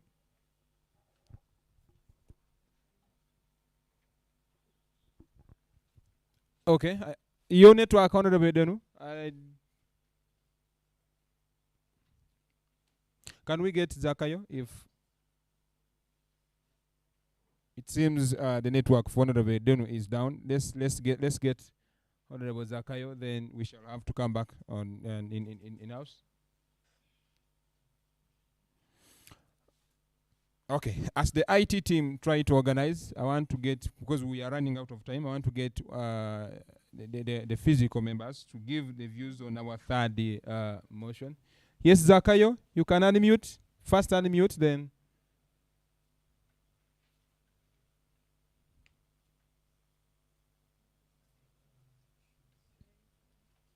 Zakayo, you first unmute. Okay, let the IT team sort that one out.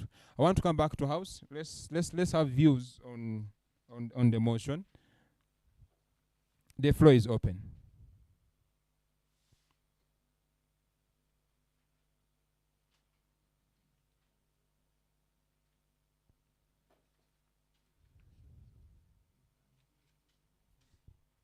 Yes, Honorable.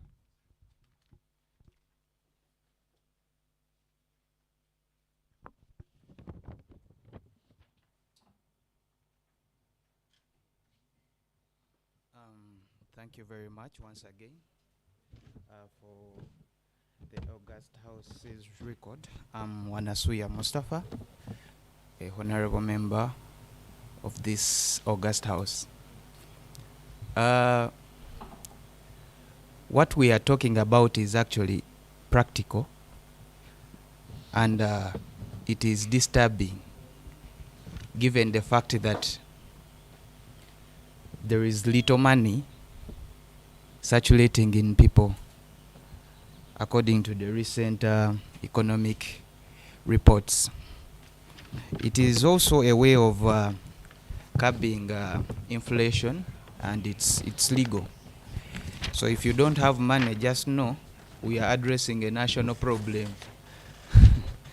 So members, on earlier this year on February, 2 lawyers from the Initiative for Socio-Economic Rights dragged government to court for failing, because government owes the people a duty, for failing to execute their duty as government in terms of regulating the prices, the fees that are being charged in these schools.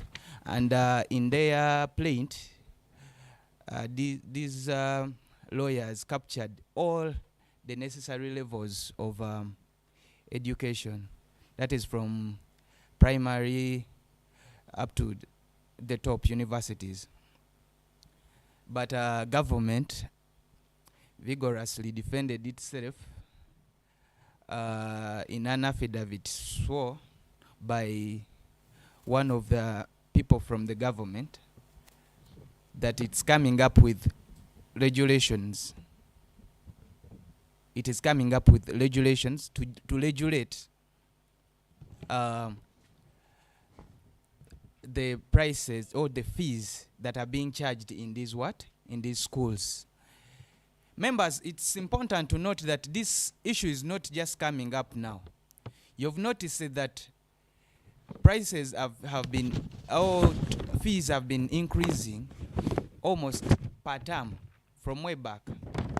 So government has been reluctant all these years to create regulations. Maybe they know the truth, because we have many regulations that are not in practical. Point in case, recently the Deputy Speaker of Parliament Right Honorable Tayeva, said that some members of parliament proposed to make laws that are already in existence.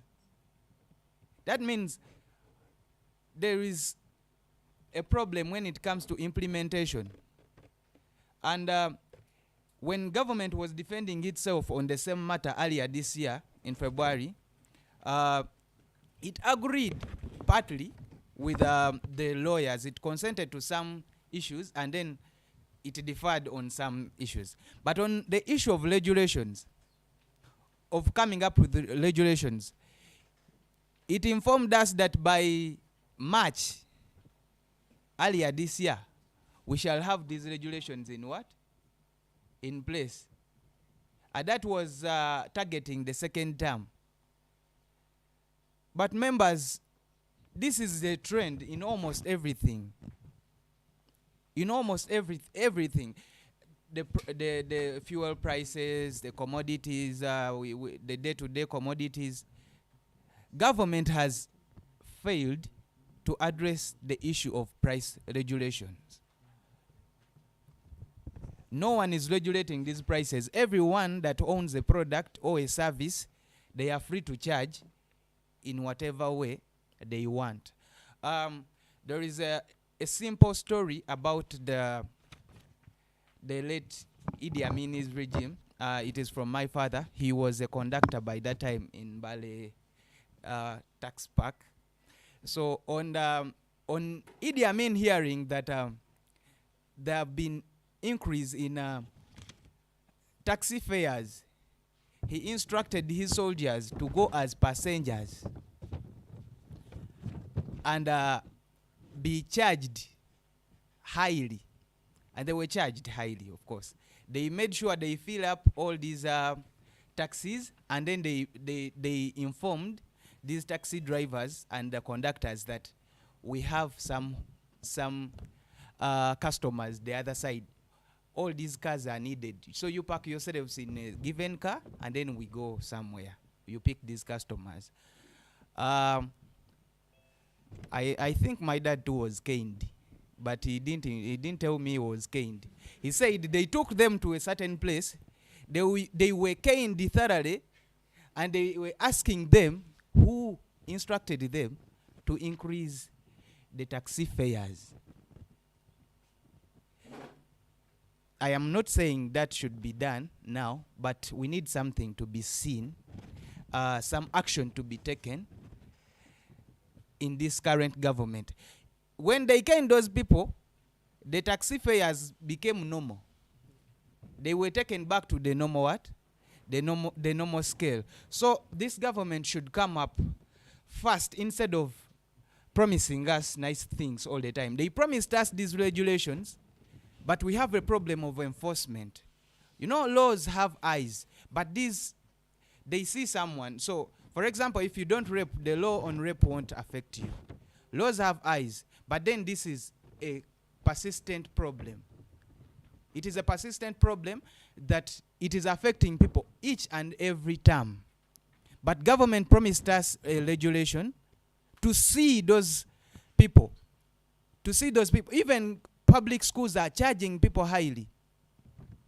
They are charging people highly. It's not only private. We don't know where the money is going. Maybe it's government charging us.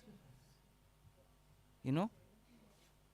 They are charging people highly, and they are promising to come up with the regulations, but then up to date we haven't seen that in force. Actually, the school fees went higher in the second term. So we have a problem of implementation. Mr. Speaker, I think you should make a recommendation to government when it comes to recommendation. Instead of us passing laws. Honorable Member, it is the House to make recommendations, not the Speaker, I think. Yes. So you can recommend. I'm thankful to be guided. So I recommend this House, we come together and recommend for the people, because we are here because of these people who are being affected. We recommend and probe government to come up with active laws that are going to be followed. When it comes to implementation, we are tired of passing laws and they are not what? being implemented. So we have a gap when it comes to implementation. Everyone sells whatever service so good they have according to their wish. Okay. Thank you very much. Thank you, Honorable Member. Thank you very much. Yes, Honorable Stronko.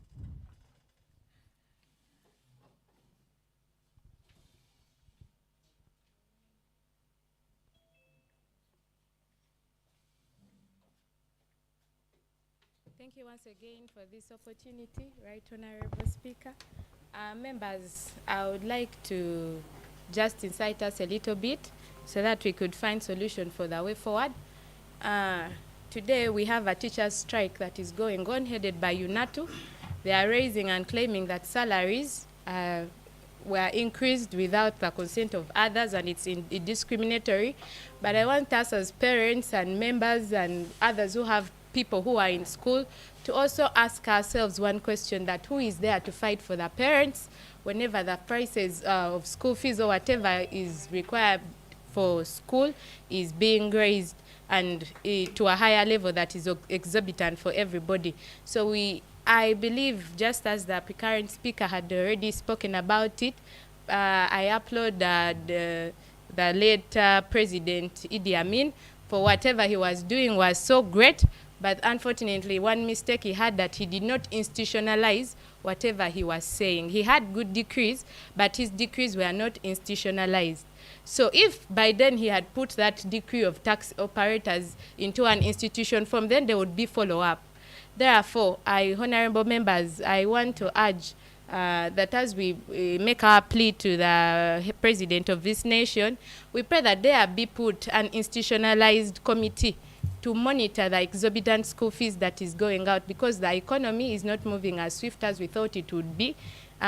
You know, the scarcity of finances and the high level of taxes that are going on, and the standard of living has become something else for us, and parents will not be able to afford whatever exorbitant fee we are going. Yes, we understand the challenge that the schools are facing, but the schools also need to understand the challenges that the community is facing. Therefore, we call upon the Ministry of Education and whatever stakeholders they are on to institutionalize a committee that is not only responsible for the salaries of the teachers, but also a committee that is responsible to see that we are living in an economy where we are able to afford the standard of education, not only in government institutions, but only private institutions. Therefore, I recommend once again and re-echo that the government comes up with an institutionalized system that can be able to follow up and monitor these schools to ensure that we have a standard figure of education to make education affordable and a subsidized rate.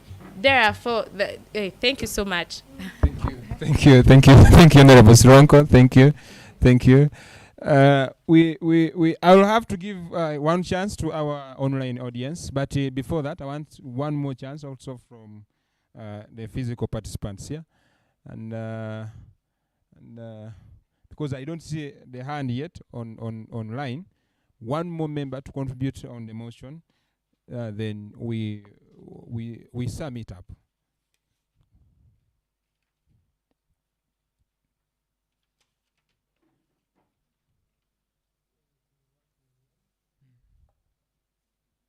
There is Honorable Kateny online, our IT team, please.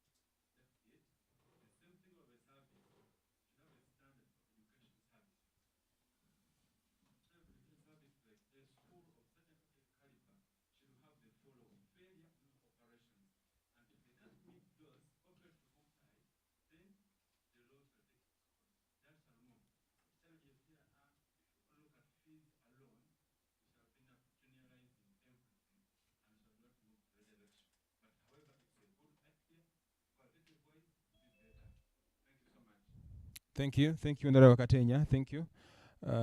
Thank you. I will need one more honorable member in the House to contribute to the motion, and then we have very few minutes to conclude our session.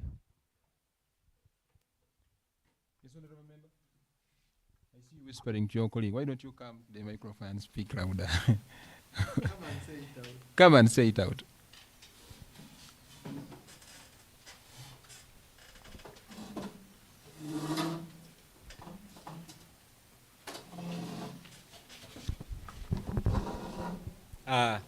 Thank you, Honorable Speaker, for this opportunity granted to me. My point of view isn't very different from what some other colleagues have discussed. However,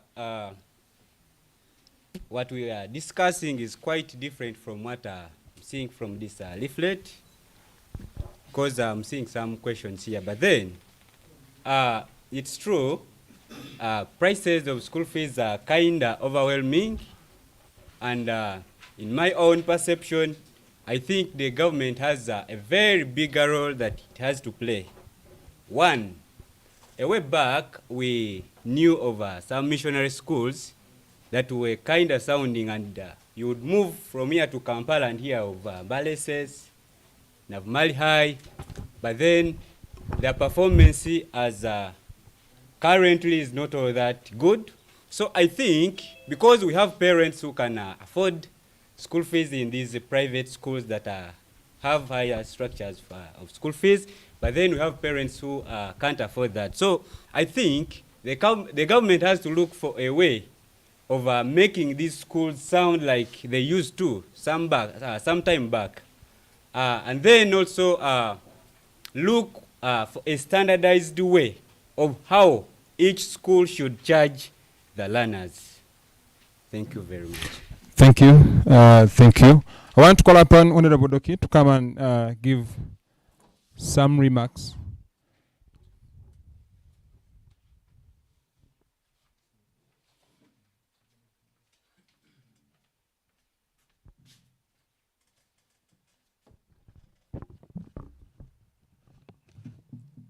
Thank you, Right Honorable Speaker, and thank you, honorable colleagues, for your good submissions on this motion. Well, I will just give us an ending precursor of all that has been said. Looking at the bit of exorbitant school fees on learners, we come from the Eastern region, and we're representing people in, I don't want to call it local places, but people who, these are not places that people in Kampala or elsewhere will call my village. So we are having these villages, the schools in these villages, and you find that, let us say, a UPE school or a USE school is charging money for these young students or young parents. I can bear you witness, and I would like to go on record, that at least you will find that a household, there are those parents that even getting 10,000 itself is really hard. There are those people who are the poor of the poorest. All of you here can bear me witness. Our districts, we have those people.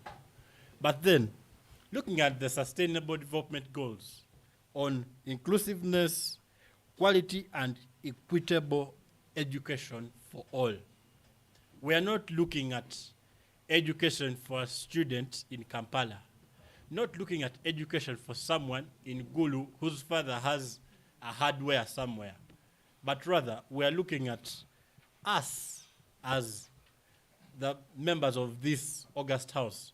How are we helping these people who are down, or muntu wawansi, if I can quote in a local language, the person who is down. So I believe that this August House can adopt the resolutions that have been brought up by this August House, and I, as the mover of this motion, I believe that if everyone can get on board, honorable member here came and told us about government being included in this. But then we're asking ourselves, can government come up? We've seen initiatives by Honorable Minister John Chrysostom Muyingo trying to stop the exorbitant school fees. But now the question is policy. Do we have a policy? As the Eastern region, we can recommend government. Let us have a policy. Yes, the implementation has been seen through the ministers, but then bring up a policy. Have something on black and white so that you know that if this head teacher gets students to pay or parents to pay high fees, there is at least a caution. The teachers are now on strike. But the question is, are the students benefiting or not? Yes, they are all on strike, but we have nothing that we are saying as the youth, because it is them, they are fighting for their rights. But as they fight for their rights, we can also, as the parliament, come in and talk to these people in UNATU. They can come up and speak to their people and tell them, my child and your child is not benefiting if you're charging them exorbitant fees and then you are again also on a strike. So I beg that this motion is adopted by this August House. Thank you. Back to you, Honorable Speaker. Thank you, Honorable. And now I come back to you, Honorable members. For those in support of the motion, you say aye. Thank you. Clerk, our next item on next item on the order paper. Okay. Thank you, Mr. Speaker. The next item on the agenda is reading of the resolutions to the full house by Michael Clerk to Parliament. Step to the podium.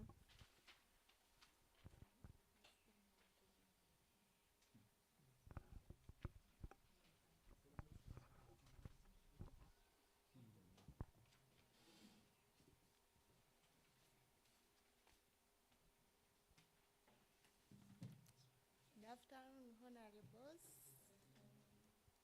My name is Kaki Ashamila from Tep District. You can speak louder for the honorable members, even those online, to get you. Motion 1. I'm reading for the resolutions. Resolution 1 from Waruga Yusuf from Munsa. He said, take a robust decision. That was the point 1. Embark and enforce career guidance on schools, recreational centers. Benchmarking is needed. The second honorable, Daniel from Mbale State, he said,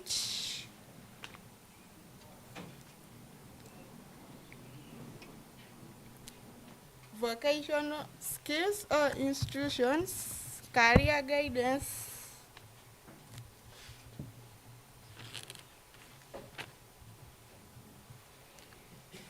the government should bring in youth with disabilities. That was the third honorable. Then the last one, data collection and entrepreneurship. Second motion, Daniel read the second motion. Now you're on resolutions.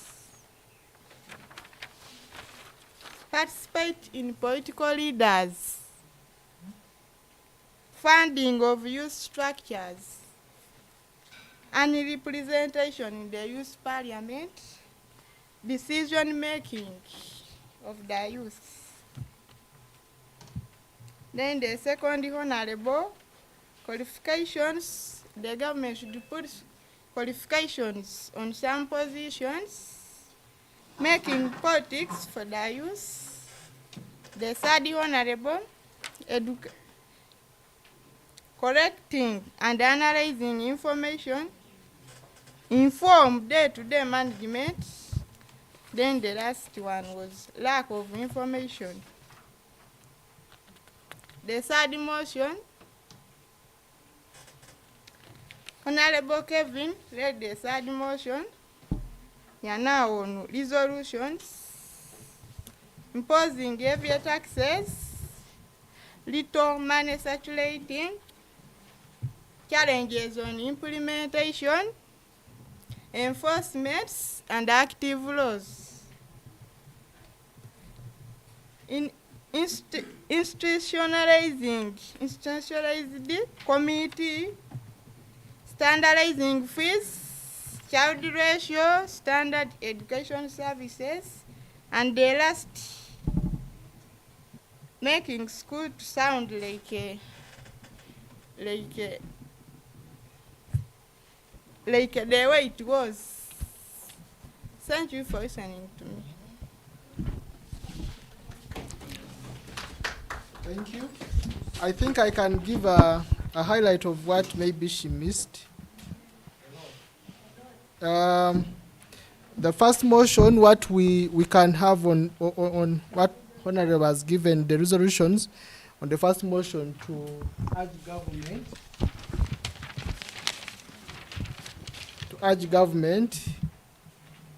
to address issues of youth unemployment through skilling. I spotted that we members in the House resolved that the government should revamp the vocational training centers and equip them fully. Then they also talked about parents taking the greater role in career guidance for their children that would enable them choose better courses or career directions. Then there was also where Honorable said that we work on the system. The government should revamp the education system, starting with the curriculum, to have an entrepreneurship bit of it put into the components, starting from ground. Then when we moved on to the second motion, we had members talk about issues of involving the young people in budgeting processes, because this has been a very big gap. It has contributed to this. Since they are not involved in the budgeting processes, there's a very big problem. And in fact, one said, we have a youth minister who is not a youth, who doesn't know what bites us. So, and they came in another member who said, there's nothing for us without us. If you're budgeting for us, then we should be also involved. Then we had another member discussing to say that the members with disability to be put on board was mentioned. This was brought in the idea of having them represented as she mentioned. There was a team of the deaf that can't hear, but we don't have a sign language interpreter. So it also happens with the government. If you're doing inclusion, let it be cutting across. The member said for us to vigorously involve in policies and whatever we are discussing in motion 2, there should be increased funding in structures of youth leadership, where we shall have the National Youth Council with its structure that is mandated to follow up and monitor these activities in the field, boosted up with resources. And she even made a very interesting quote that a nation that invests in the youth is the nation that is sure of their future. So we should do as much as we can to invest in the young people. Then another resolution came in that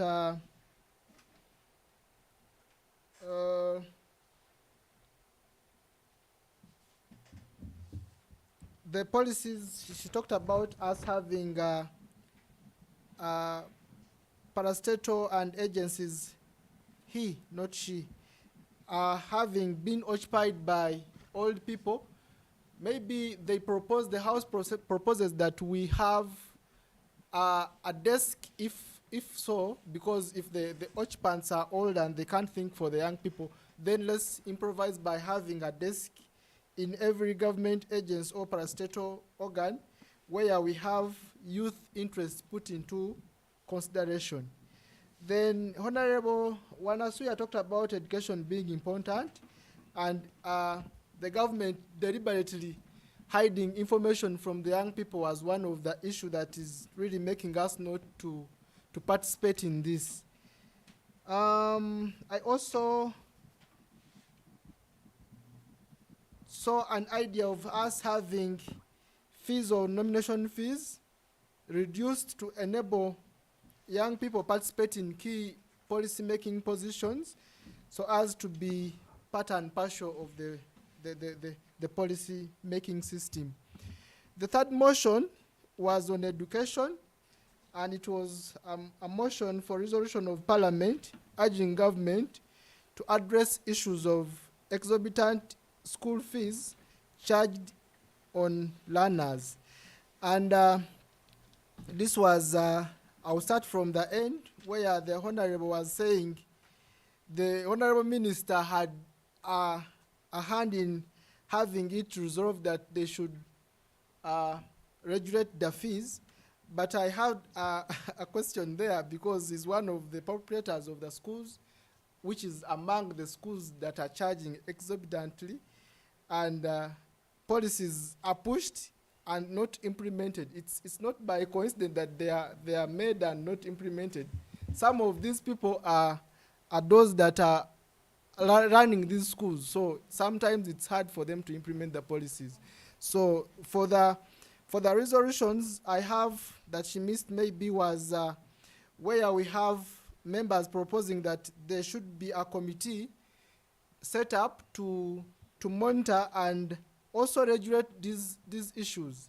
Much as we are crying out on teachers' enrollments and emoluments not being those that are satisfactory, we should also look at them charging the parents exorbitantly, and there should be a committee to look at what is really happening. A national committee, a state committee, to look through the issues and also standardize the fees that should be paid by parents, both in public and private institutions. One person was also saying that the government could be or should have been made it deliberate that they are charging us through the taxes, the overtaxes they tax these schools, that indirectly the government is also maybe charging us indirectly through this, because they are watching everything, and in the same sense they are increasing taxes. Another resolution was on active roles I've mentioned. I think they also made it a point that in consideration with the standardization of the fees, we should also have a clear look in the ratio of the child to teacher to see that which school is charging how much, and not only to say that you're cutting across to charge 100,000 maybe for school fees with a school of 100 people and a school of 10 people. They can't be the same. So much as we are moving to standardize the fees, we should also have into consideration such factors of the ratio of teacher to child. The last one is where the schools should be the government should have worked on resolving on what went wrong for the traditional schools, the missionary schools that used to work well and they were not charging highly, and now they have lost out in performance, making it hard for some parents to go and use those schools. So the House resolved that the government should reinstate powers in these schools and also fund them with necessary facilitation to enable them do works as they used to do in the ancient age. Those were some of the resolutions from the House. Unless there are those that have left out and they are really burning, we can raise them before I move to the Speaker to adjourn the House. Were they the resolutions? Are those the true records of the House? The question now is yours.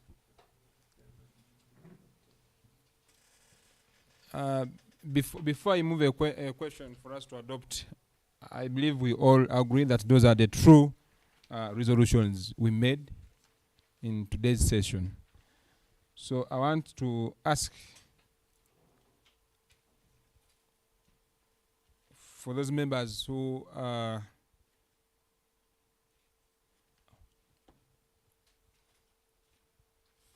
propose that we move with the resolutions, we all say aye. The ayes takes it. Clerk, next on the order paper. Adjournment of Parliament. Thank you, honorable members. I want first of all to thank you for the time, and special thanks to our team online, our honorable members online. Thank you very much. Thank you for following us right from the start up to now, including I know we had some who joined only to vote and left, but we have to thank those who endured up to the last. Honorable members, thank you. We also had an internal resolution that organizers next time let's have order papers on time for members to debate on the motions with all the necessary information, and I believe that has been noted. As the chairperson of this session, I promise that our resolutions shall be taken to the National House for adoption and onward implementations. But I want to remind the honorable colleagues here that we are in a struggle. Not the struggle, but the struggle to liberate the youth agenda and also influence the political establishment which currently has relegated us from the kitchen to the sitting room. We are just there. People are picking us. People are using us for their own benefits. It is us to fight and change that. I want to thank the organizers for the platform. This is one of the platforms we use to raise the voice, to change the status quo, and I believe that we've started. I know a lot has been said. Anything administrative will be announced later. Thank you for the contributions.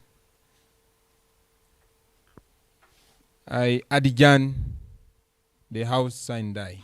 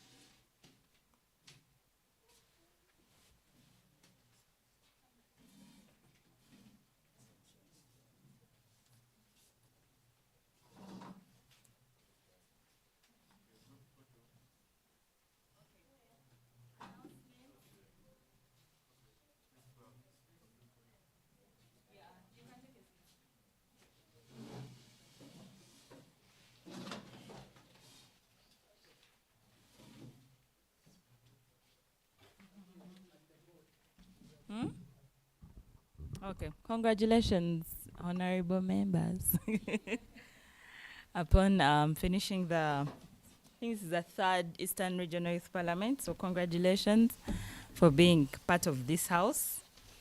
The first announcement is on transport. I'm aware that some people have left. Unless that person came and saw me and told me that they are leaving and why they were leaving, I'm not going to give them transport. Okay, that's the first announcement. And then online, our friends online, there'll be a refund of your internet or airtime that you used, only if you attended at least 4 hours or 3. Yeah, so tell your friends who came in just to vote that they're not going to receive data refund. Which other thing? There's lunch, and transport is going to be received on mobile money, same as data. So before you leave, please make sure you see me. Please. Honorable members, Madam Speaker.